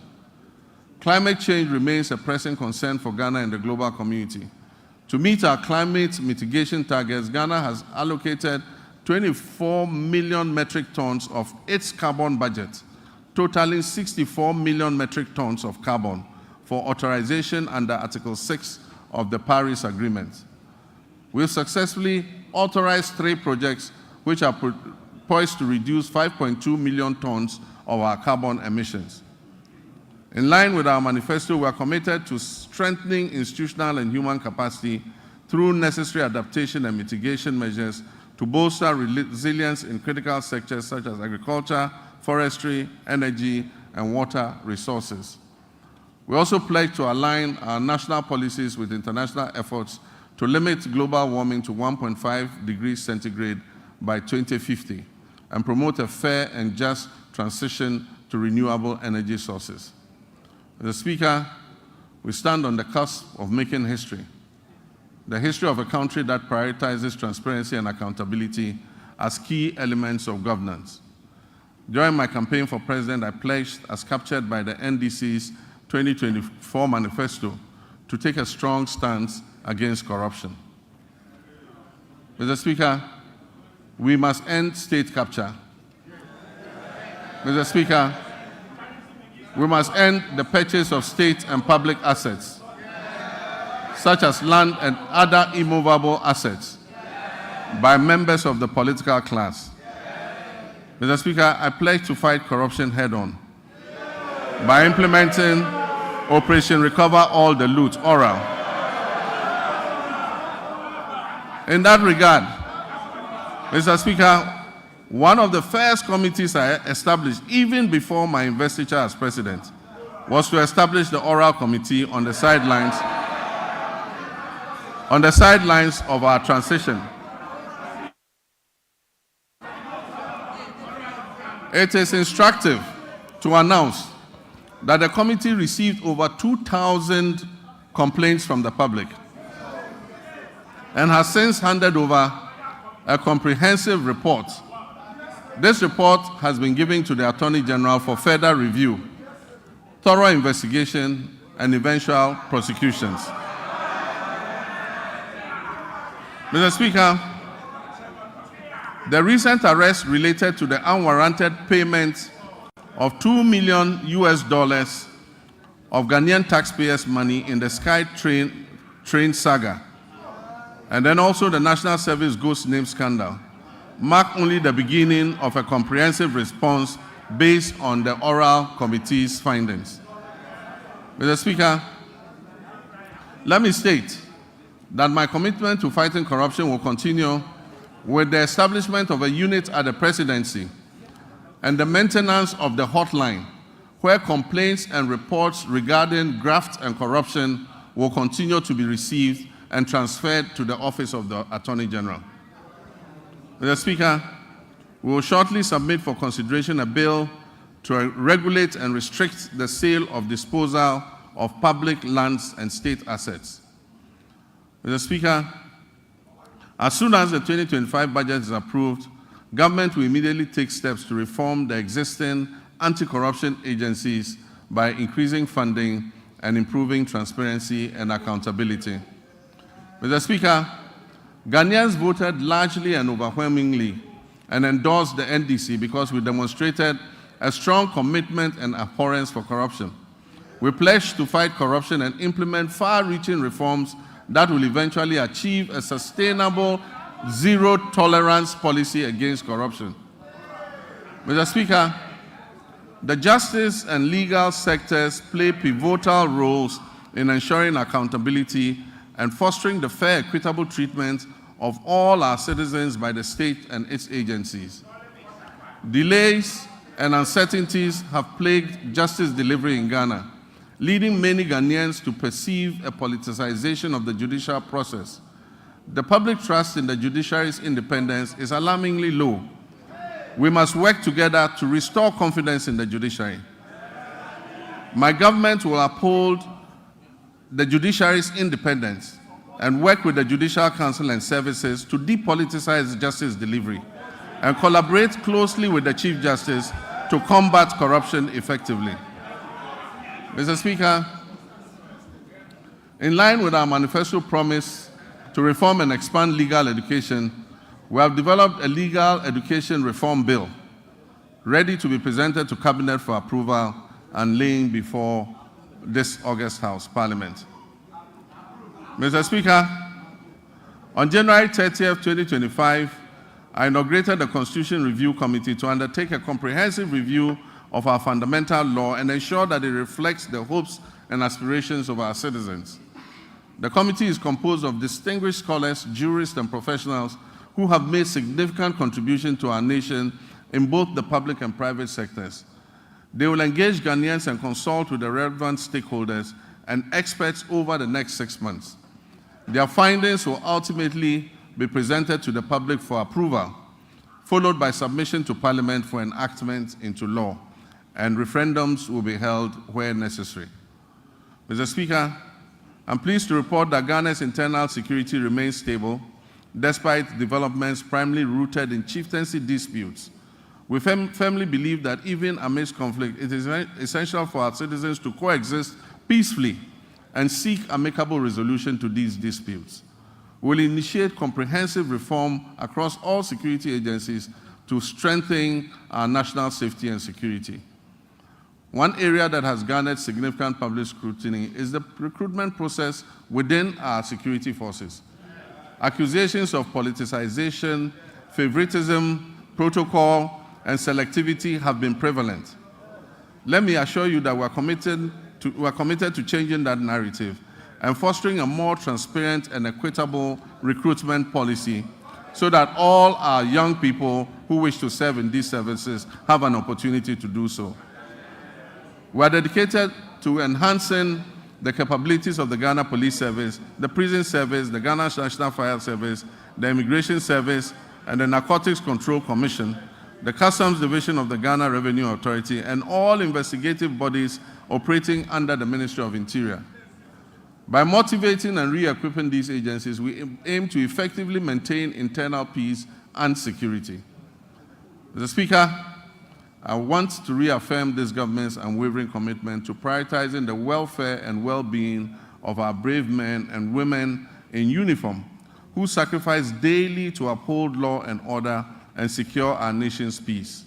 We will invest in adequate equipment and suitable accommodation for our security personnel. As Commander-in-Chief of the Armed Forces, I want to emphasize our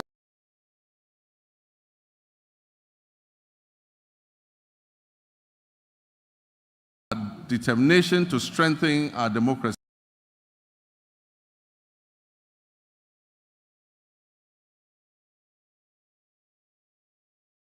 We have pursued a responsible approach to account for these unregistered weapons while maintaining stability within the security apparatus. I'm pleased to report that we've made substantial progress and are committed to ensuring that those responsible for this situation are brought to book. In our efforts to safeguard our citizens, Mr. Speaker, to safeguard our territory, to maintain our democracy, we remain vigilant against the threat of violent extremism and terrorism. Therefore, we are resolute in enhancing our defense mechanisms through diplomacy, counterintelligence, information sharing, infrastructure development, and the acquisition of appropriate technology. Achieving a stable and secure nation necessitates the motivation of our uniformed personnel. Currently, the Ghana Armed Forces faces a housing shortfall of over 17,000 units. And we recognize that the inadequate state of barrack accommodation needs to be addressed promptly. In addition to housing, we'll prioritize improvements to rations and fuel supplies for our security forces. Quality healthcare is another critical aspect of motivating our armed forces. As we work to expand and improve facilities at the 3rd Civil Military Hospital, complemented by the recently restored oxygen plant, we remain committed to finishing the delayed Afari Kumasi Military Hospital, which is still a top priority for my government. Is to complete and operationalize this facility before the end of this year. Mr. Speaker, like many other state institutions under the previous administration, the Ministry of Defense is burdened with approximately 3.7 billion cedis in debt, a figure that continues to grow as new and undisclosed debts are uncovered. However, the demands of our Army, Navy, and Air Force continue to rise, necessitating the need for modern platforms for effective operations. Despite these financial challenges, I am confident that the Ghana Armed Forces possesses the human resources necessary to revitalize the defense industry's holding corporation, which can support the government's efforts in this regard. DHOC, which was begun under the late President John Evans Atta Mills of blessed memory during my tenure as chair of the Armed Forces Council, is essential for fueling Ghana's industrialization drive, which is aligned with our 24-hour economy initiative. Although DHOC has expanded, it's yet to be fully optimized to deliver the returns needed for the Ghana Armed Forces and our nation. I've tasked the Minister for Defense with incorporating innovative and significant private sector participation into DHOC's operations to harness its considerable potential for economic growth. Mr. Speaker, Ghana's strong international reputation was reaffirmed by the historic participation of foreign leaders during the swearing-in of the President, myself, and Vice President Nana Jane Opoku-Agyeman on January 7th, 2025. Mr. Speaker, It reflects the confidence our country's stability and democratic progress has engendered in the international community. Ghana remains committed to its Pan-Africanist ideals, non-alignment, democracy, and global cooperation, and the rule of multilateralism, embracing a policy of friends to all and enemies to none. We'll continue to cultivate diplomatic ties based on mutual respect and shared values. Mr. Speaker, Ghana is open for business. Our policy on economic diplomacy focuses on export diversification, foreign investment, and job creation. A new blueprint and delivery unit at the Ministry of Foreign Affairs with clear performance indicators will be launched soon to ensure foreign engagements yield tangible benefits for our people. Because of emerging security threats, especially on our borders, Ghana is committed to security initiatives, particularly in the Sahel region. We'll maintain a continuous engagement with our Sahelian neighbors and continue to work with them to resolve the difficult situation that they are confronted with. I've appointed a special envoy to help sustain diplomatic relations with our Sahelian neighbors, aiming to achieve their reintegration, if possible, back into our regional bloc. Mr. Speaker, we'll expand passport application centers nationwide to reduce processing times to 7 days. We wish that a passport will be delivered within 7 days from the date application is submitted. These comprehensive reports at the passport office is going to align with our vision of a 24-hour economy. The passport office is going to work 24 hours to process passports that have been applied for.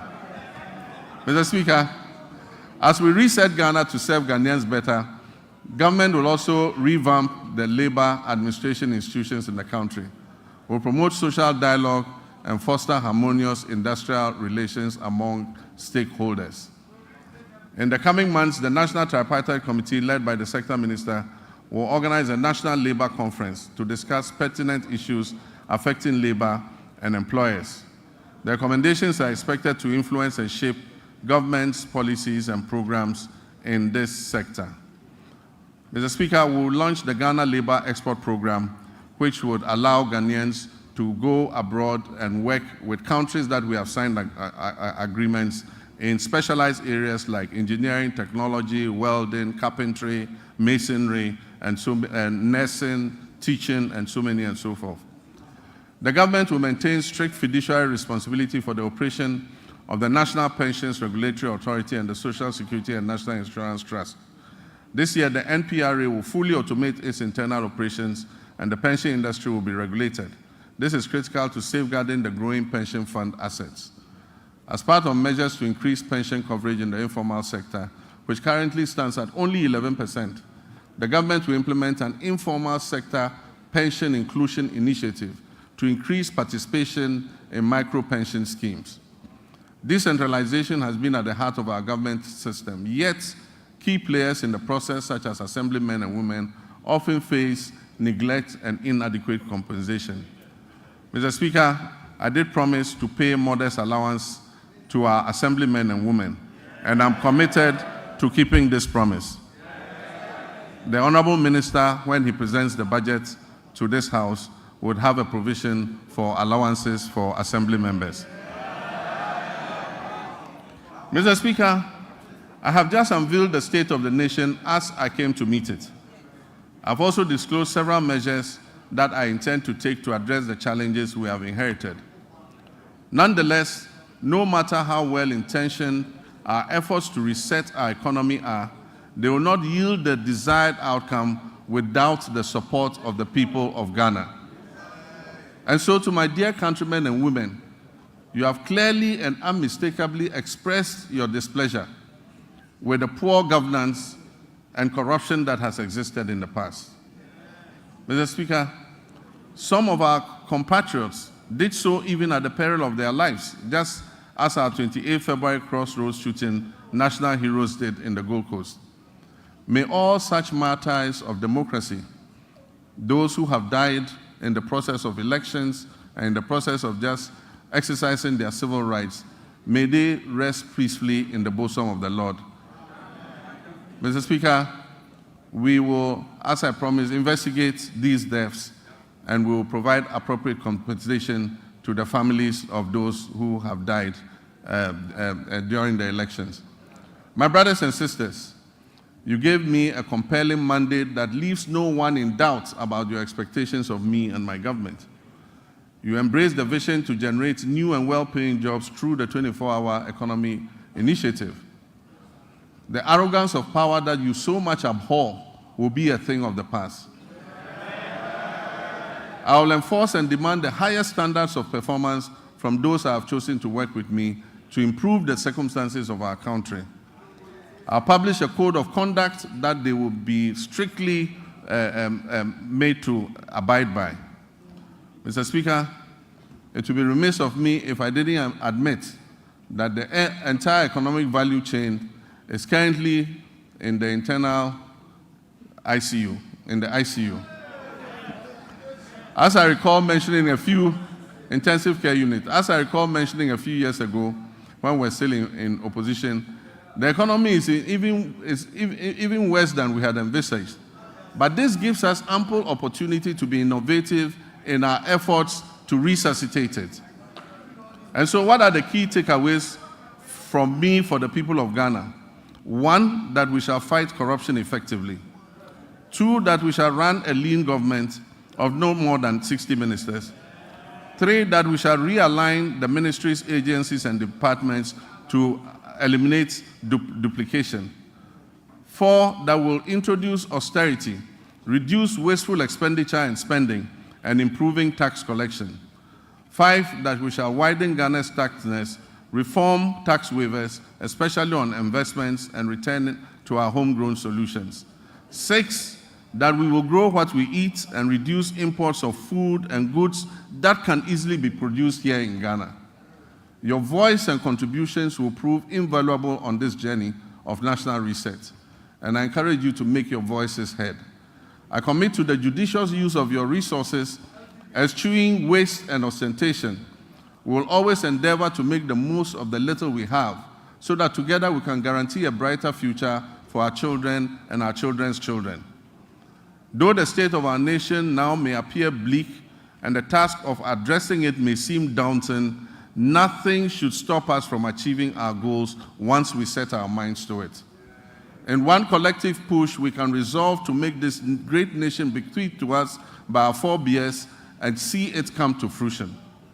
Mr. Speaker, Ghana's economic challenges are not insurmountable. They present the government and everyone else the opportunity to innovate, to reflect, review, and reset, which is the theme for the commemoration of our scaled-down 68th independence anniversary. Mr. Speaker, it is said that there is strength in unity. Ghana's greatest strength lies in its people, its young and energetic youth. If we stand united, we can be more resilient and build together the power of collective action to overcome economic and social challenges.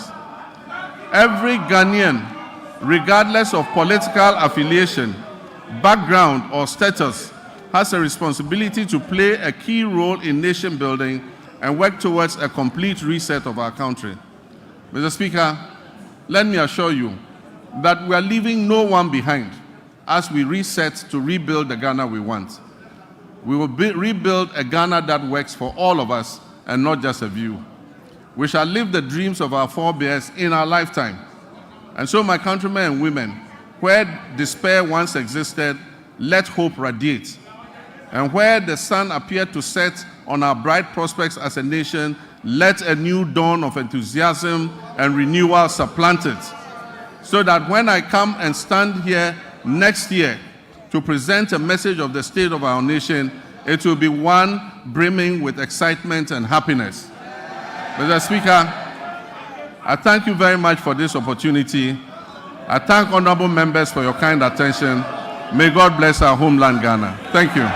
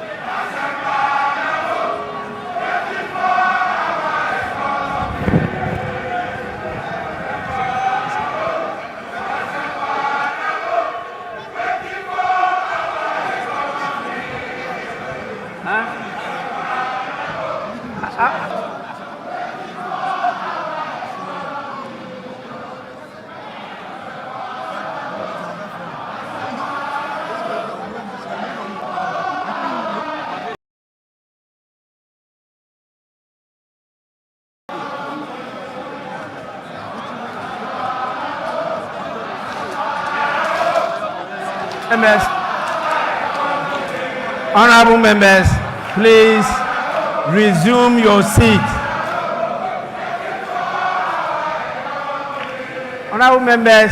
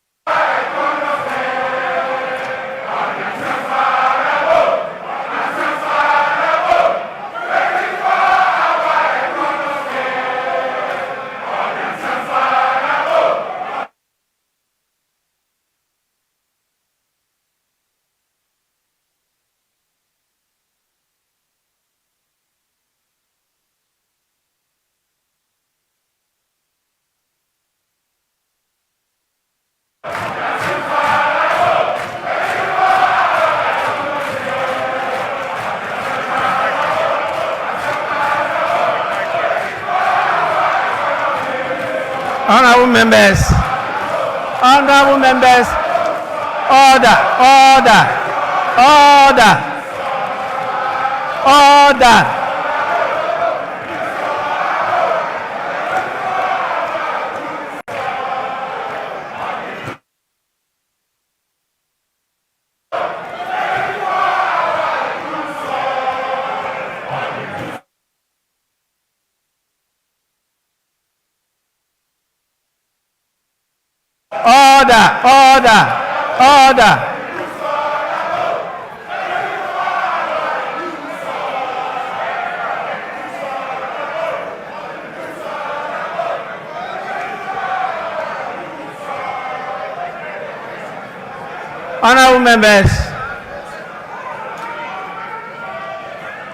Honorable members, please, honorable members, let me assure you, I have the full support of parents to discipline the students.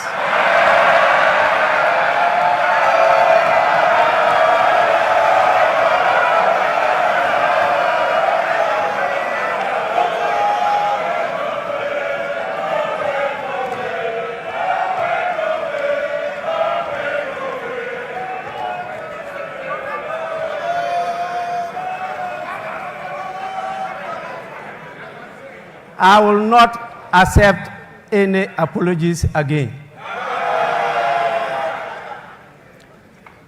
Honorable members,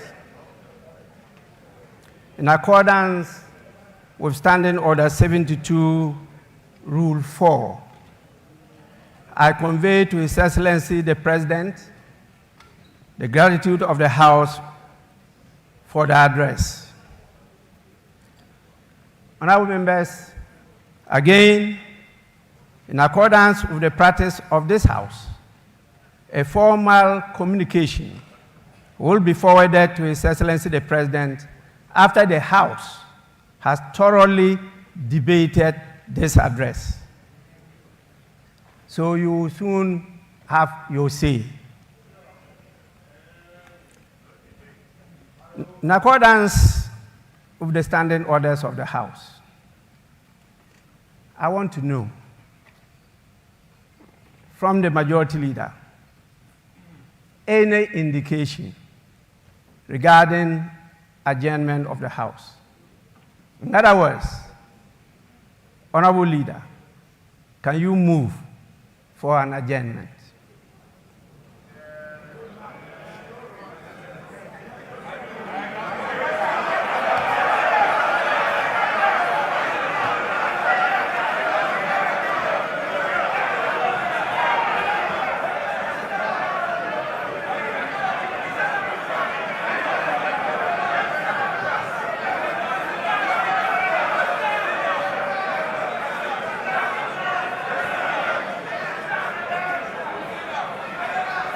Honorable Majority Leader.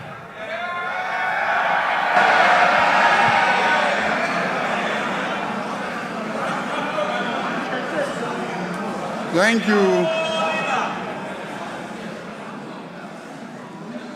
Thank you very much, Right Honorable Speaker.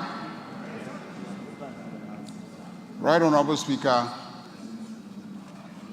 we wish to thank His Excellency the President for fulfilling his constitutional obligations under Article 67 and duly presenting to us a message on the state of the nation. So, Speaker, things are clearly bleak. So, Speaker, I see on this side of the House my colleagues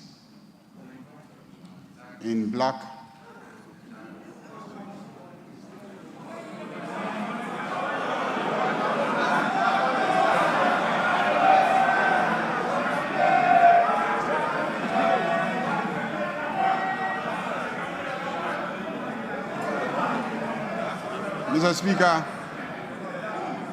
Mr. Speaker, it is obvious that they left this economy in a miserable state. And the attire that they adorn today says it all. But this side is in white because His Excellency the President, we knew very well, was bringing to us a message of hope. Mr. Speaker, our elders have cautioned that you don't leave your kraal in the hands of a hyena as a caretaker when you are traveling. Don't be surprised when you come back and the carcasses of all your livestock are gone.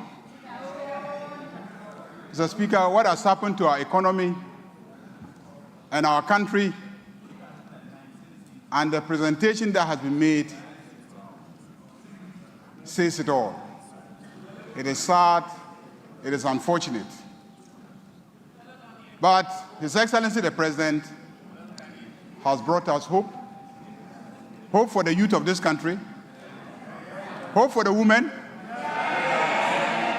Hope for the Okada drivers. Hope for the private sector. Hope for students. And hope for ordinary Ghanaians who did everything to bring him to office with such an overwhelming number. Mr. Speaker, we have no doubt that everything outlined here gives hope. And this House will support His Excellency to deliver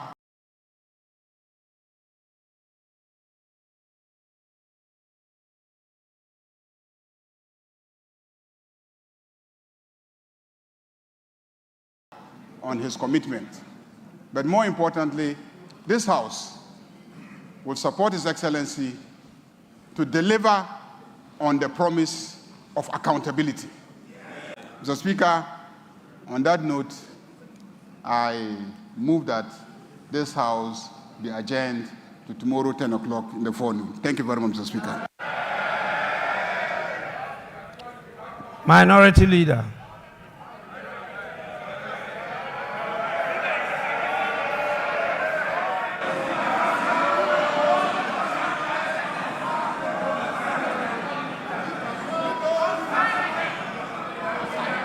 Mr. Speaker,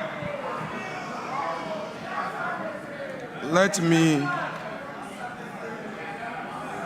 on behalf of the Minority Caucus, congratulate His Excellency the President first on his election.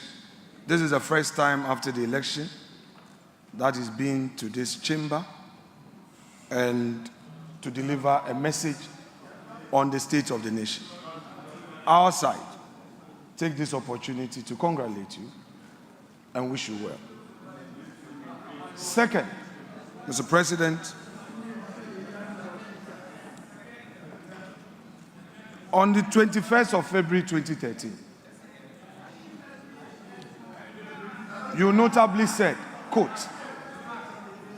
Mr. Speaker, the meat is now down to the bones. This was on the occasion of your address to Parliament. And you said that the meat is now down to the bones.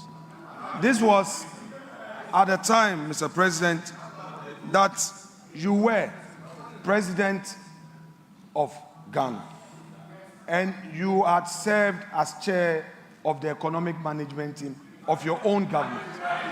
Yet, when you came to this house,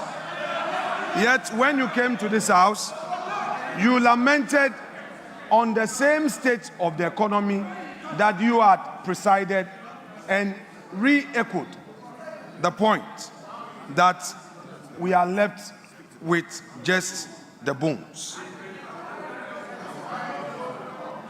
Mr. Speaker, the President again says that he has delivered less ministers. But it is clear that his strategy is, if less, more divide. You have appointed few ministers, but more and more and more presidential staffers and more committees.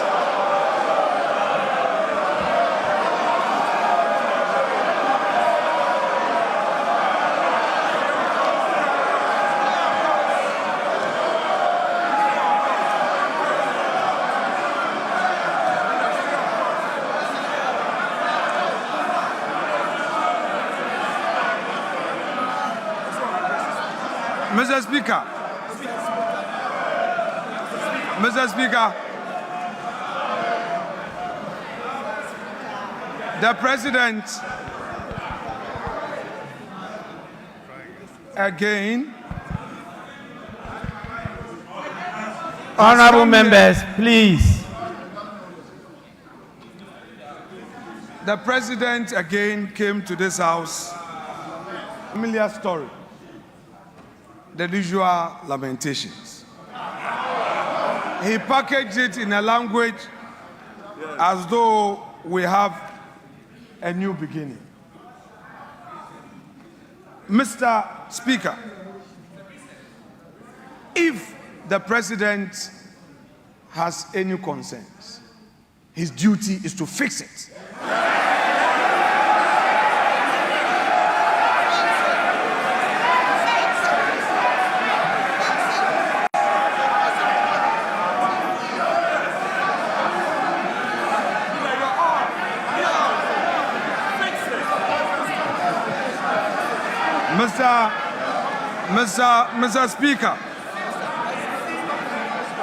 Mr. Speaker, His Excellency, the President, has announced to us a cabinet of 19 with only 2 women. The daughter of the founder of this NDC, Zaneto Rawlings, is missing. Haja Ladi is missing. Helen Intosu is missing. Where are the women in this government? The Vice President. Honorable members, please, order.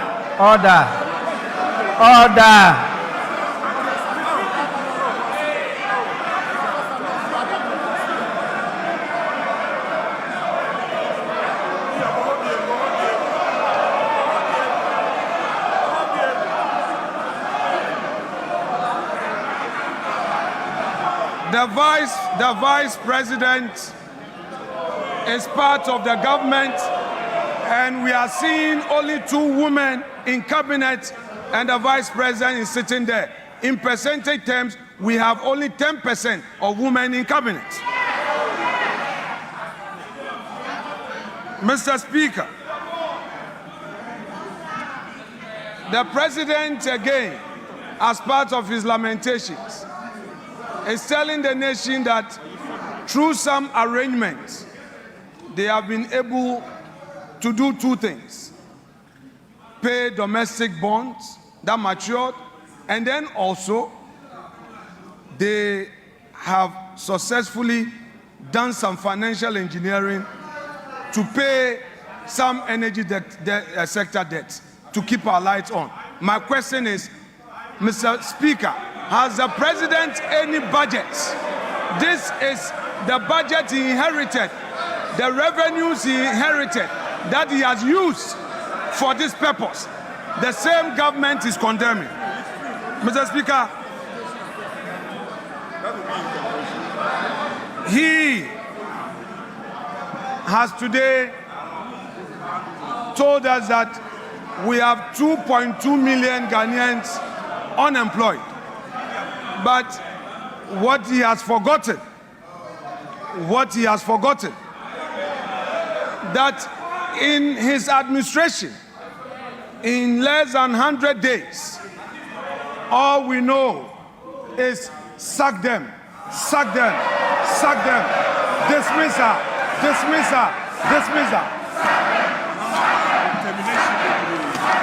Mr. Speaker, on the streets of Accra today, the youth of the country are saying that Mahama Bakun termination bebre. Mr. Speaker,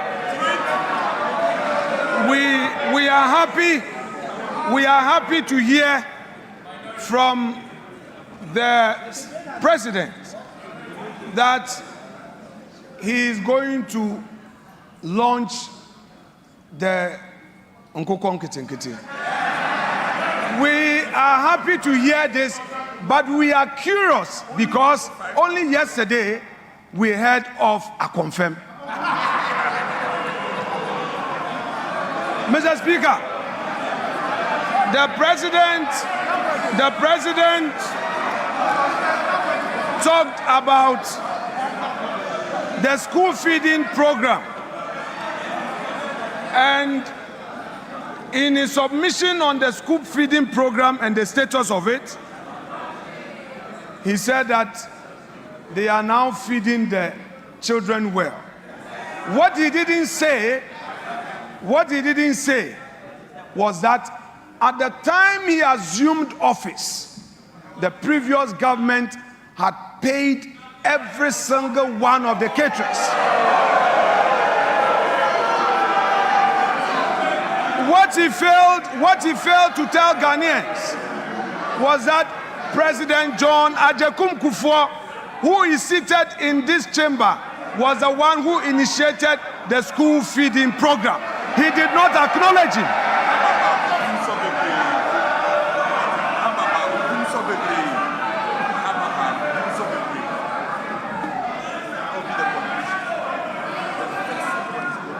Mr. Speaker, what are we seeing in this government? The same old stock. There's nothing new. There is nothing like transformation. Only yesterday, Mr. Speaker, the youth of the NDC besieged the headquarters of the NDC demanding for jobs. Where are the jobs? Mr. Speaker,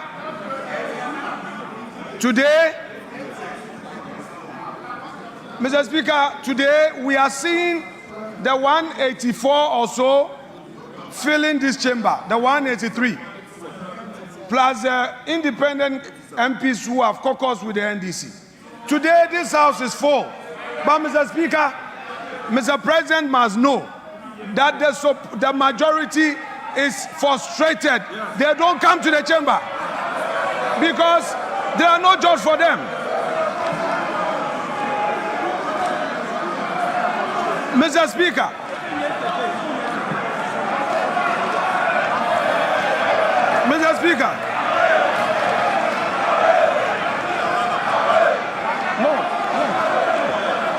have patience for me.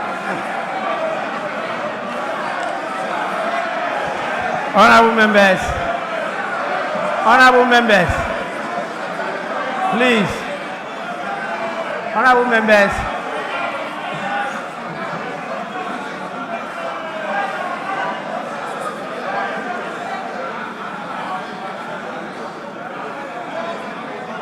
honorable minority leader, you have 1 more minute.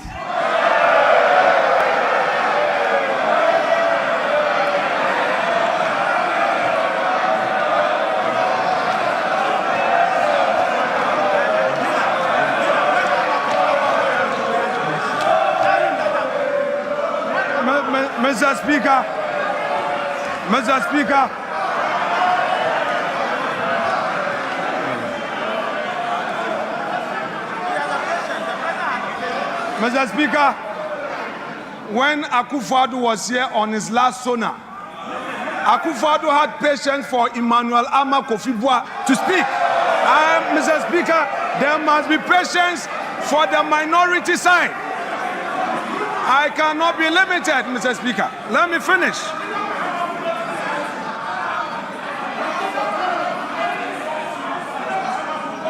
Mr. Speaker, what we have heard today fails to acknowledge the strides made in the last 8 years.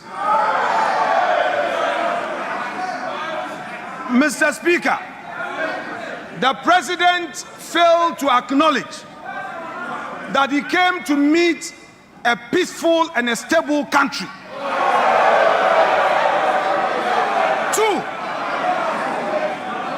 the president failed to tell us that he came to meet a public and civil service that the government, in spite of all challenges, was able to pay consistently. Mr. Speaker, the president failed to tell us that in spite of all the crisis, consistently, the Akufo-Addo government was able to increase wages. And the minimum we did was 11% as compared to his 10%. Honorable Minority Leader, Mr. Speaker, to conclude. Your time is Mr. up. Speaker, to conclude. Honorable members, my attention has been drawn to the presence of more distinguished members. And I want to draw your attention to them.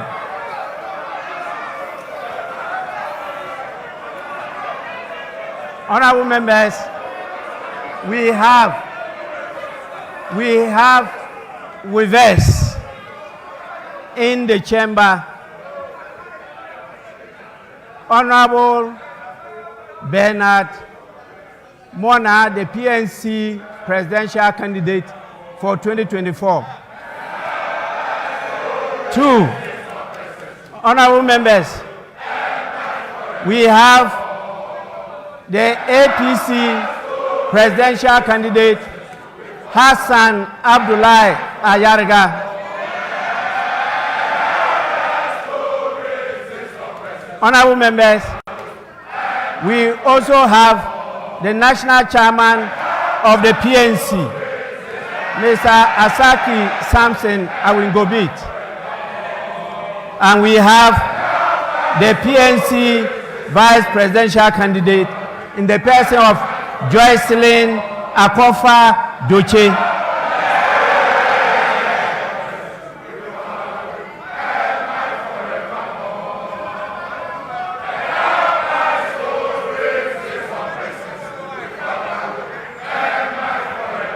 Honorable members,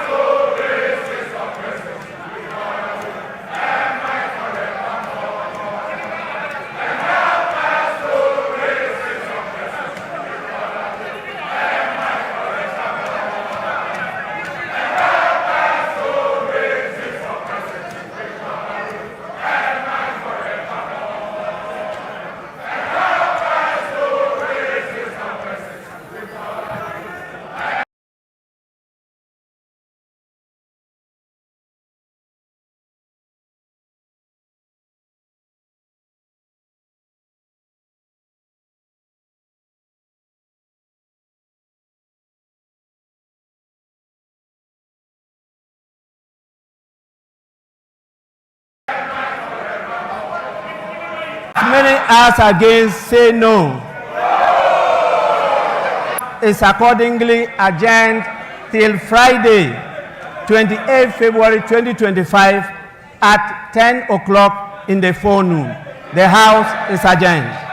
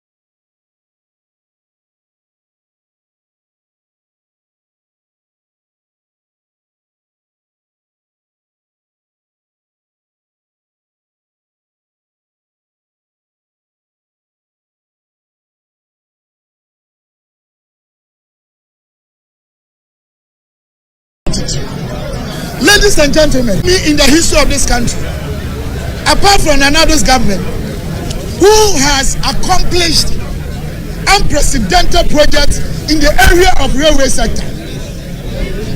Driving from here to home, you encounter about such major railway projects for crossing the roads.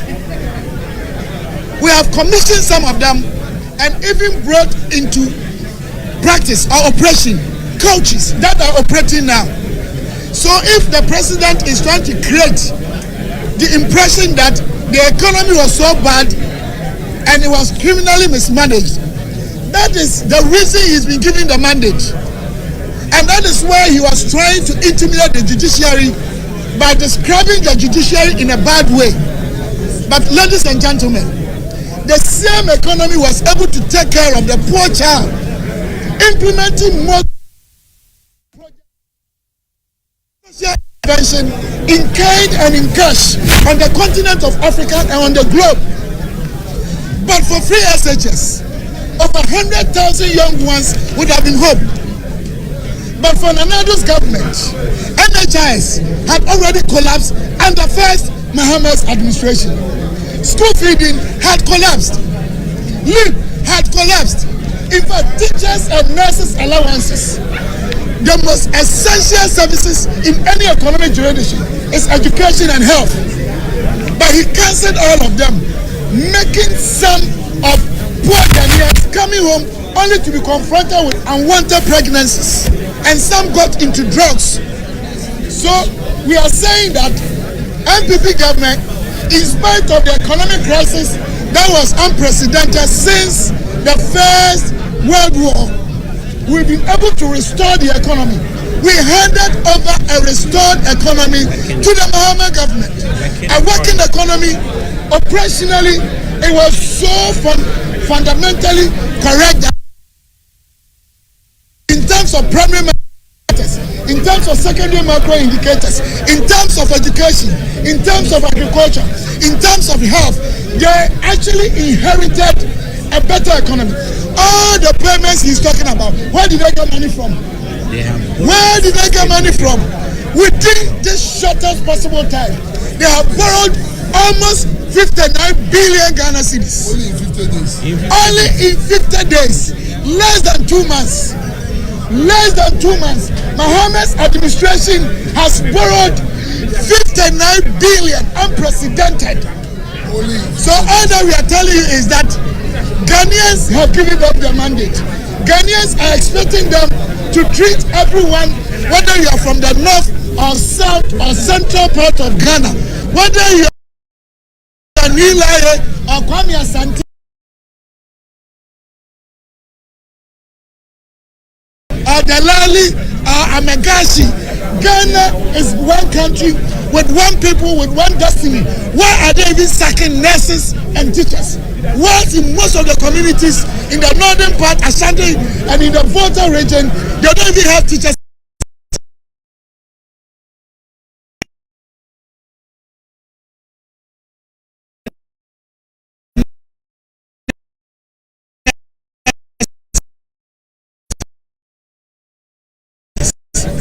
Policies that are betterly managed. Our economy was good enough. The process of it have been used to manage the proper policies. Another thing that we left was a better security, safety, fundamental human rights. Ghana was peaceful. We were living together till they took over. So I want you people to go out there and be deceived at the appropriate of every bit of the economy and the social framework of this country. We left as a government. Go and count the number of STEM schools we built. Go and count the number of school buildings we put up. Go and count the number of health facilities. Go to this. Go to the army. Go to all the security agencies. Unprecedented developmental achievements. So in conclusion, I would like to conclude by saying that the NPP government actually left a well-restored economy after what Ghana went through as a result of the severe economic crisis.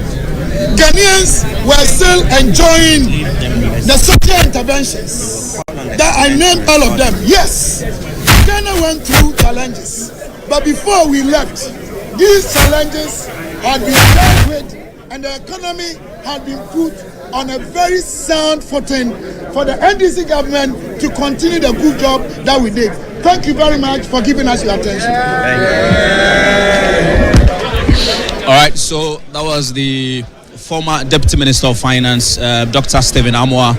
He's been responding to the State of the Nation address as delivered by His Excellency John Dramani Mahama. He says that the NPP government led an economy on a sound footing for the new administration. His Excellency John Dramani Mahama has been talking about the economy that he inherited, what he plans to do to stabilize the state of affairs and also spur growth moving forward over the next 4 years. He's been setting the record straight on key sectors of the Ghanaian economy. He's been talking about the free senior high school, the state in which it was when he inherited it.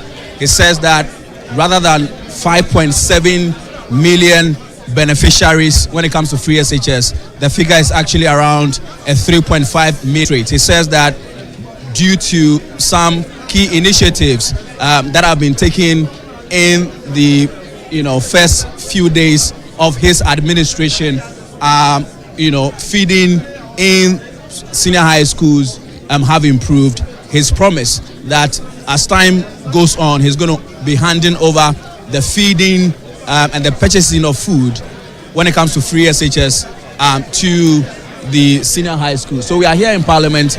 Quickly we'll speak to some of the key personalities that came to listen to the State of the Nation address. Let's speak to Mr. Bernard Bona. Good afternoon to you, sir. Welcome to GTV. Right, so what will you say are your initial impressions about the State of the Nation address delivered by the President? It was with me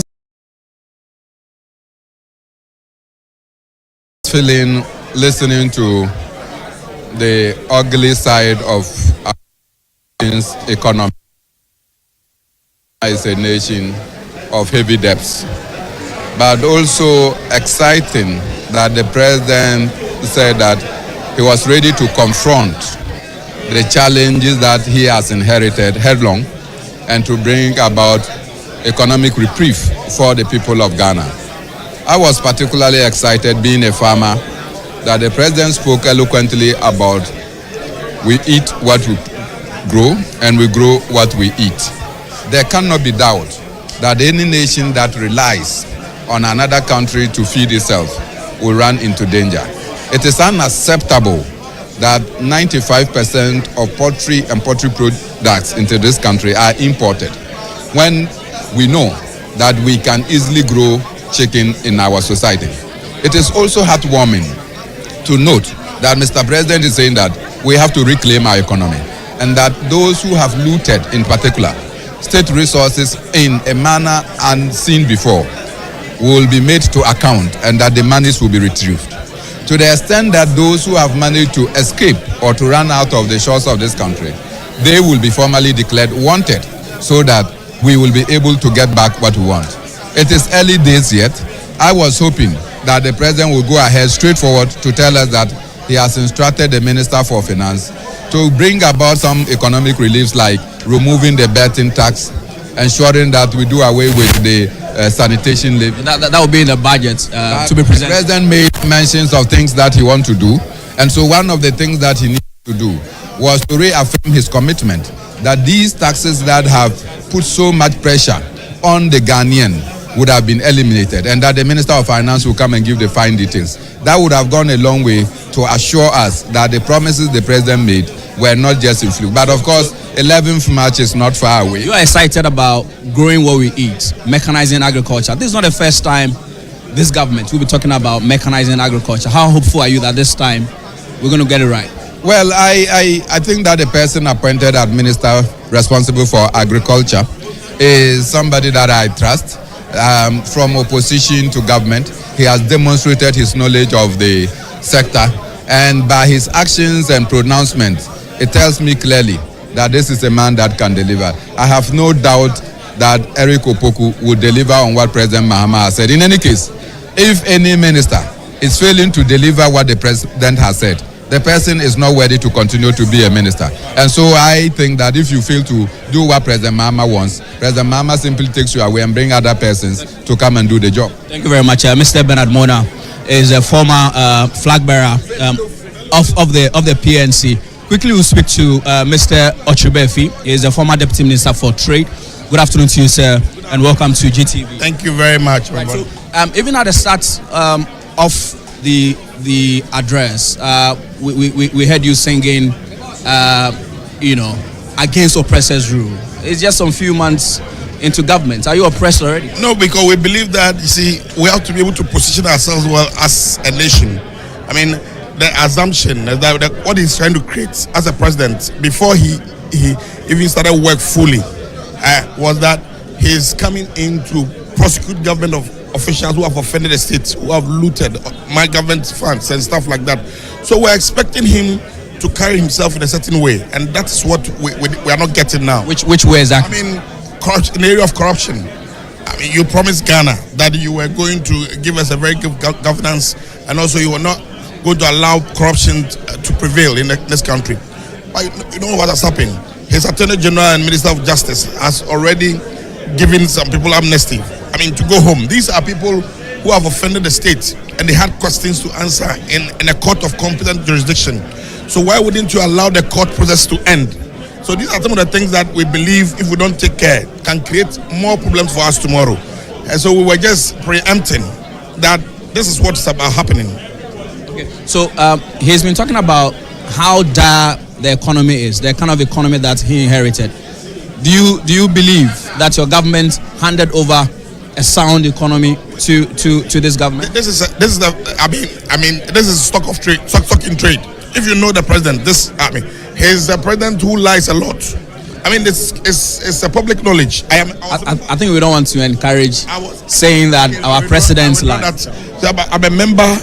Note that I was a member of the transition team. We handed over a transition. Handed over notes. That clearly shows that the country was in very good state. We didn't hand over a dying economy to them. All the economic indicators of the state clearly showed that our government was doing so well, and we didn't have any problem. But these guys are now pretending to, tell the public or tell the public lies. That these are clearly untruth. That our debt levels were unsustainable. Yes, every government, one way or the other, have issues, and we are not exempted. We believe that we also had issues as a government, but government is a continual process. So we are no more here. A new government has come. My interest is on one thing, in the area of pharmaceutical manufacturing. He made mention or said that they are going to pump in more money into the. See, in the history of this country, President Kufuor-Addo's tenure is the only time that Ghana has seen a significant improvement in the area of the pharmaceutical manufacturing, because this is the first time we have even intentionally capacitated about 3 companies to be able to take part in any WHO procurement. Previously, no pharmaceutical company could participate in procurement in WHO because we didn't have the capacity, but we did that. Before I let you go, especially because you were in the business space of things, the president says that Ghana is open for business again, especially because he believes that our ease of doing business has declined over the years. You agree? Yeah, Ghana has always been for business. We are already doing business. We are doing so well. We have attracted very good investment in the last 7-8 years. I've been in that forefront, so I know what I'm talking about. We have already always been in business. We have attracted very good investment, good foreign direct investments that hitherto were not coming, but they have come to this country. We pray that they will not just talk, but they will really do what is right as a country. Thank you very much. We're still live here in Parliament. Let's quickly speak to Dr. Afriye. Good afternoon to you, sir. So the president has been saying that after spending $400 million on Agenda 111, not even one single facility has been operational. It's sad. I have to say that whenever you lose elections, you should give some goodwill to the government. And I have been quiet because you need to give them time to put things together. I mean, the president mixed up a few. For instance, the Agenda 111 hospitals that were going to operate, they took all the staff out, they sacked all of them. When was that? When they took over power. They sacked all those staff until we brought it up as a public issue. As I'm speaking to you. Before then, contractors had not been paid. It's not all of them. It's not all of them that is operational as ready. But at Chelsea Hospital, as I'm talking to you, all those who were sacked have been brought back. And on Monday, I'm challenging GBC. You go to a Chelsea Hospital, they have all equipment state of the art because of staff problem. And the few who were there were sacked because they were going to be, the appointment was going to be terminated. They are back and they are starting on Monday. So talking about the contractors or the staff? I'm talking about the fact that the president said none is operational. So let's use the word operational. If you have a facility, you have equipment, you have wards, and the staff are sacked because we have won elections, all of you should leave. How would you expect to be operational? And that is what happened to a couple of them, including Achiase. Now, Achiase, by God's grace, is starting on Monday. It is his thinking that instead of spreading the money across country, you should have focused on a few. It is my thinking that he need not to have sacked nurses and health workers. Healthcare is continuum. So for the ones that are ready, post all of them there and employ new ones. The ones you can invite PPP. I agree with the president with PPP. I agree with the president with PPP, absolutely. But I disagree with all the health workers he sacked from Agenda 111 hospitals that are now coming back to make it operational. Because he stated that none is operational. None was operational because you sacked a lot of those staff out, and for the sake of the public outcry, you've brought them back. So they are going to... What will be your response to his fight against cholera and meningitis? Yeah, it's okay. The Ghana Health Service took leadership, and the minister also took leadership. It's okay. But I am disappointed in one thing. In the manifesto of the NDC, they said they will uncap NDC. The president couldn't mention, look, if the chair is going to have about 11 billion this year.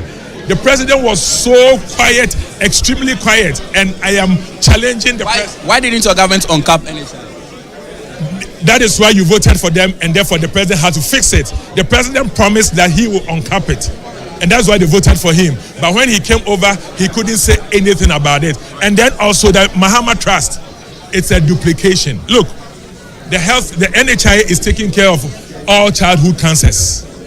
So if you go and put a trust to take care of cancers, the leading causes of cancers are taken care of.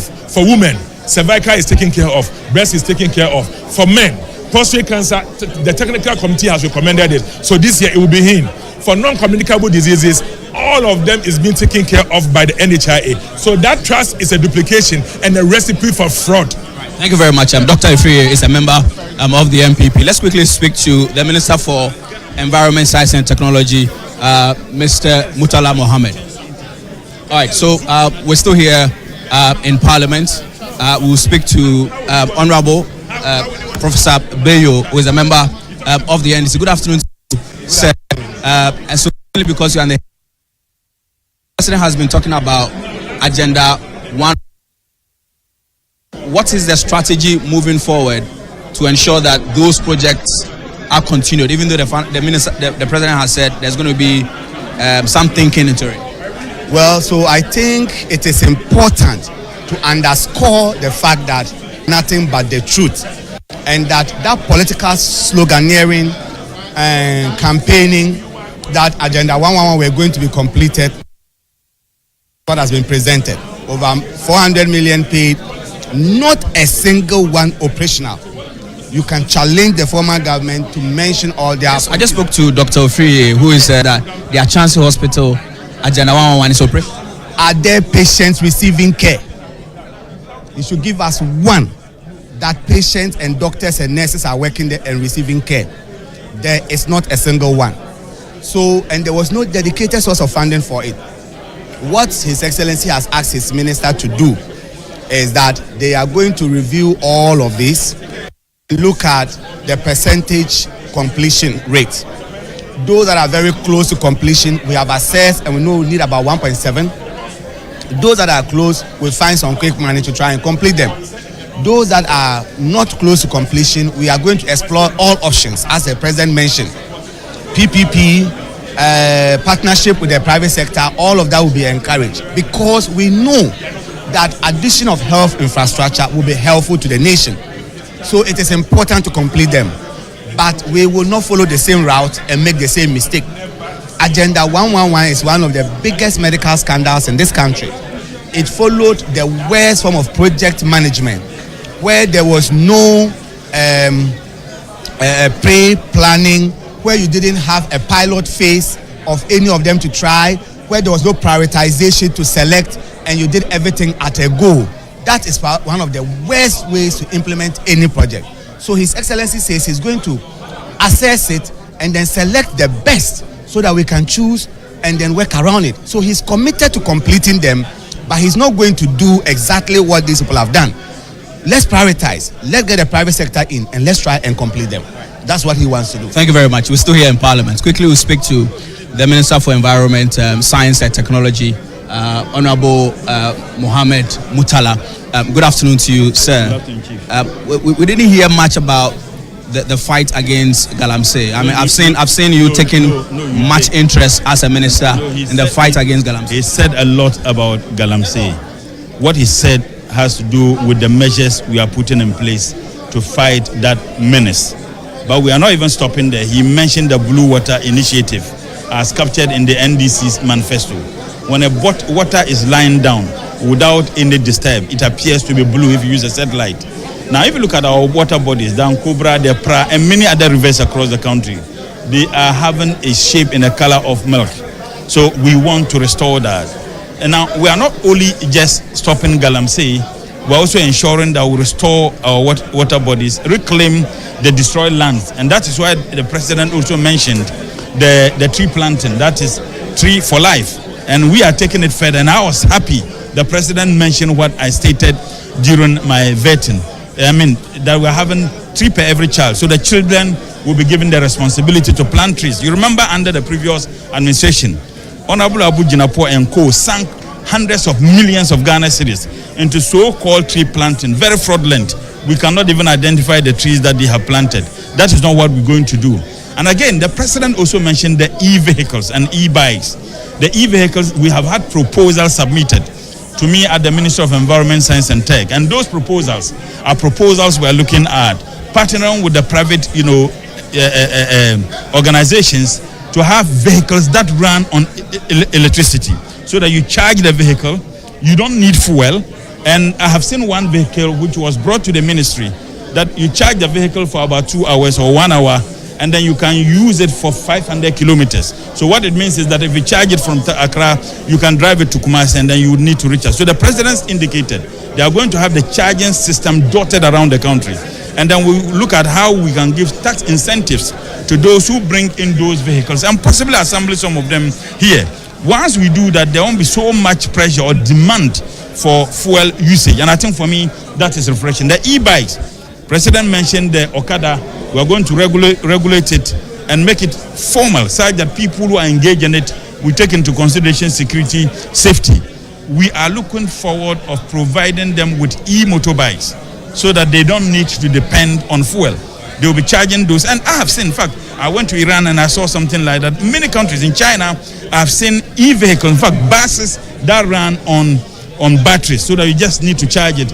All these things are going to create jobs for the people of this country. One thing that is significant that the President also mentioned has to do with his fight against corruption.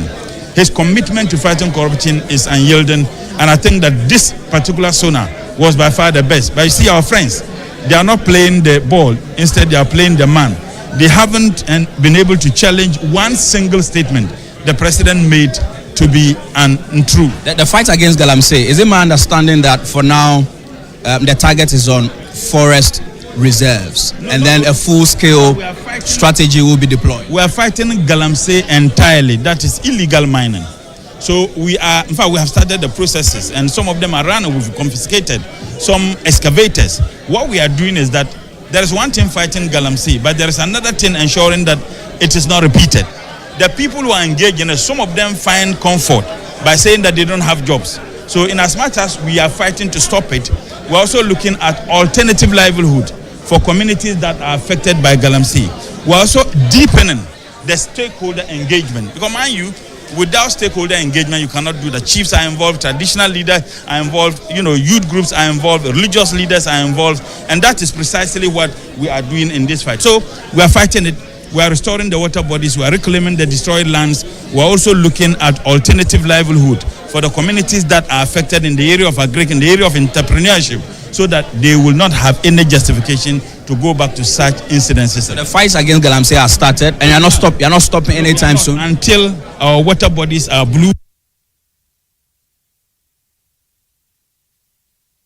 Till the destroyed lands are reclaimed, and we have started. In fact, let me also tell you, I signed a letter to the Ministry of Justice and Attorney General, to kickstart the process to amend or to repeal the LI 2464, which permits people to mine in forest reserve areas. We are repealing it, and we are going through by the commitment of His Excellency the President. There can't be any justification in some of the activities that people are engaged in. What will happen to the trucks seized, the excavators? Well, we will take a decision, and if you ask me, my personal position is that we could add them in the vehicles, that is the excavators and bulldozers that were procured in the name of DRIP. The President is assembling them so that they could use them for the purposes of maintaining certain roads within the districts and communities. So if he sees, my initial proposal will be that, but that decision is that of His Excellency the President to take. Thank you very much. Honorable Murtala Mohammed is the Minister for Environment, Science and Technology. Quickly we'll speak to Madam Patricia Epiaje. She is the Deputy Minority Leader. Good afternoon to you, ma'am. I saw you listened attentively to the President. He's been talking about the dire economic situation that he has inherited. Do you agree with him?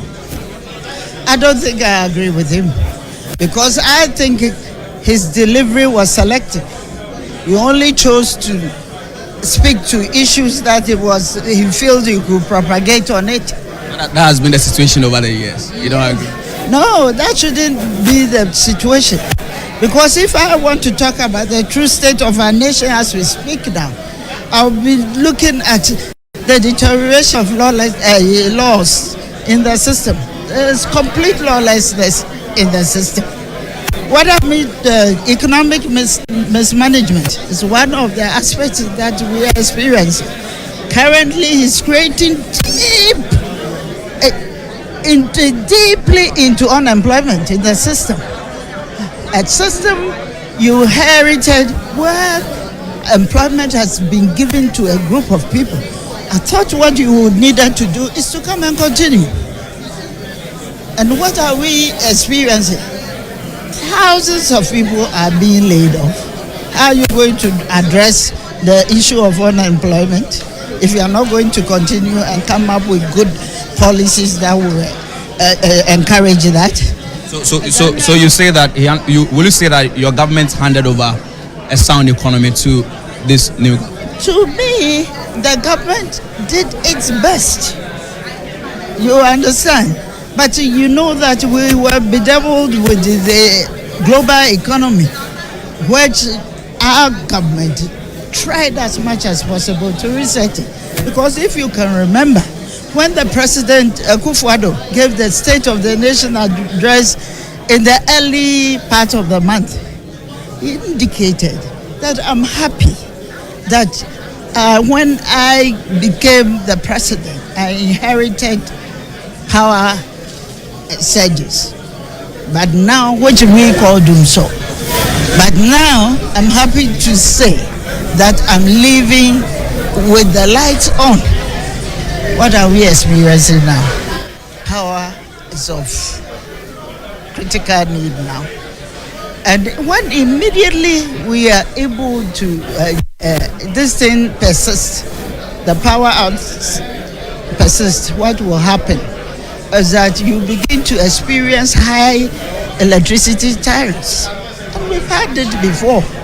So what are we trying to do?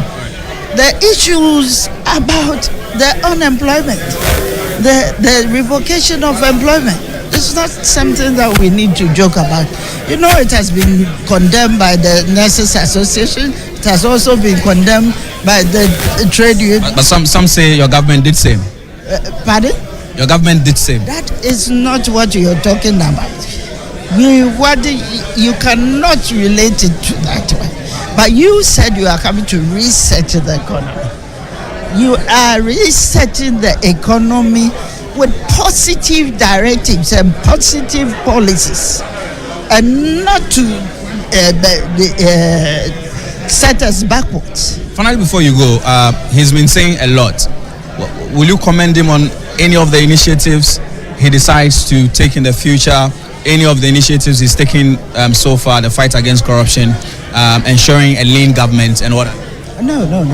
I see everything as business as usual. If you can really tell by the body language of even their side, you realize that there was nothing exciting. There was nothing exciting for them to cheer about, you know.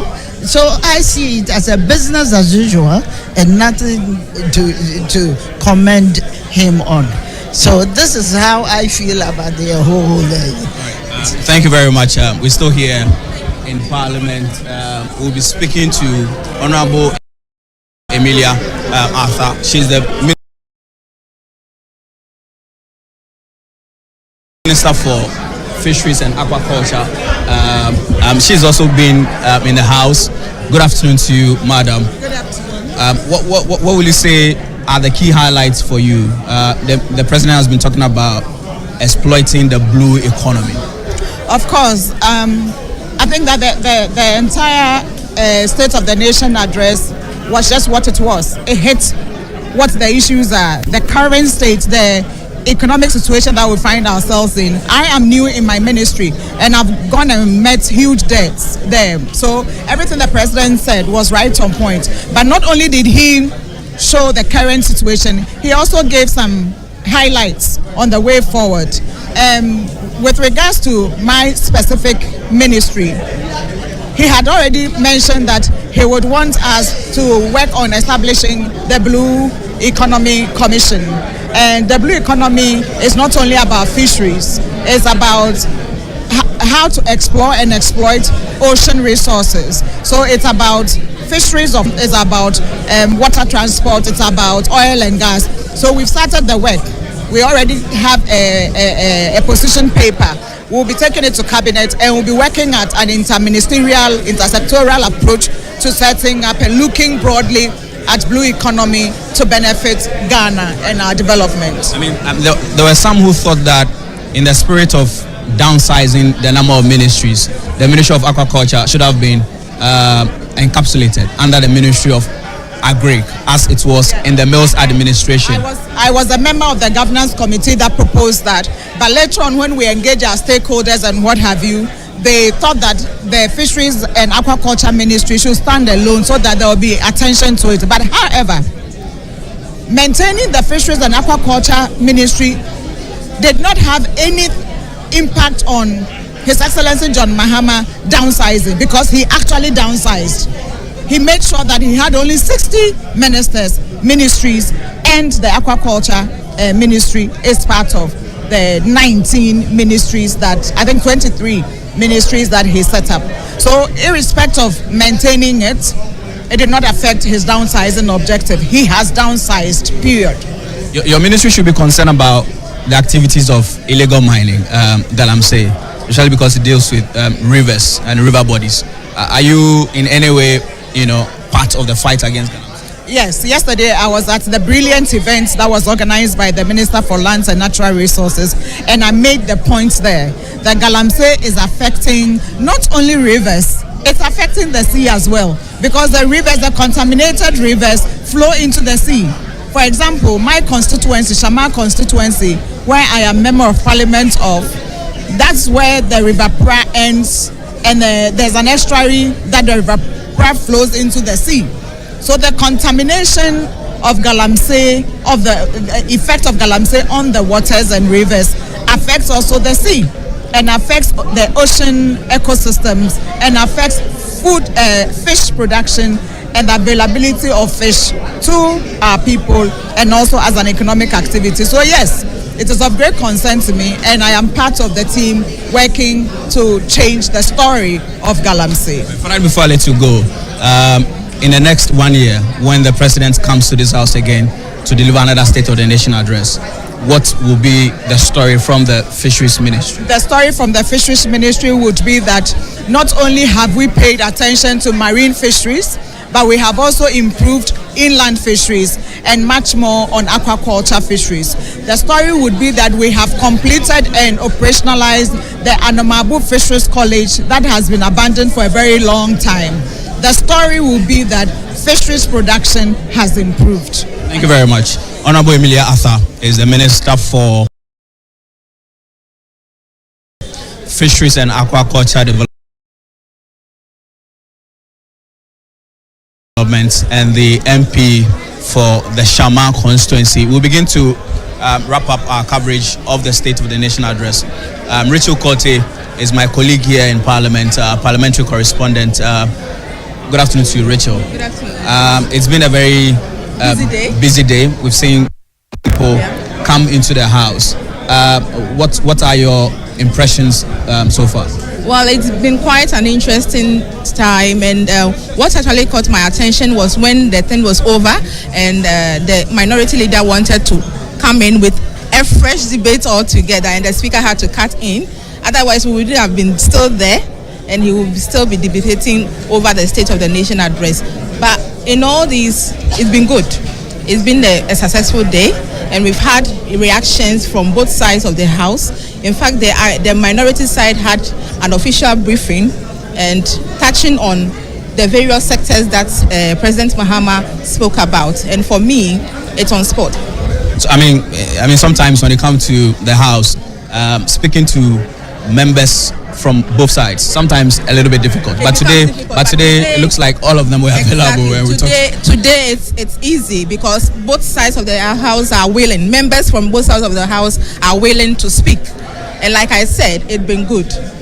All right. So that was John Dramani Mahama has been talking. It's been over 2 hours of telling us the economy that he inherited and what he wants to do with it. So even though he's shying away from appearing to be lamenting, he says that the situation that he inherited is dire. He put it as the economy is in crisis. The story is a bad one. We'll hand over to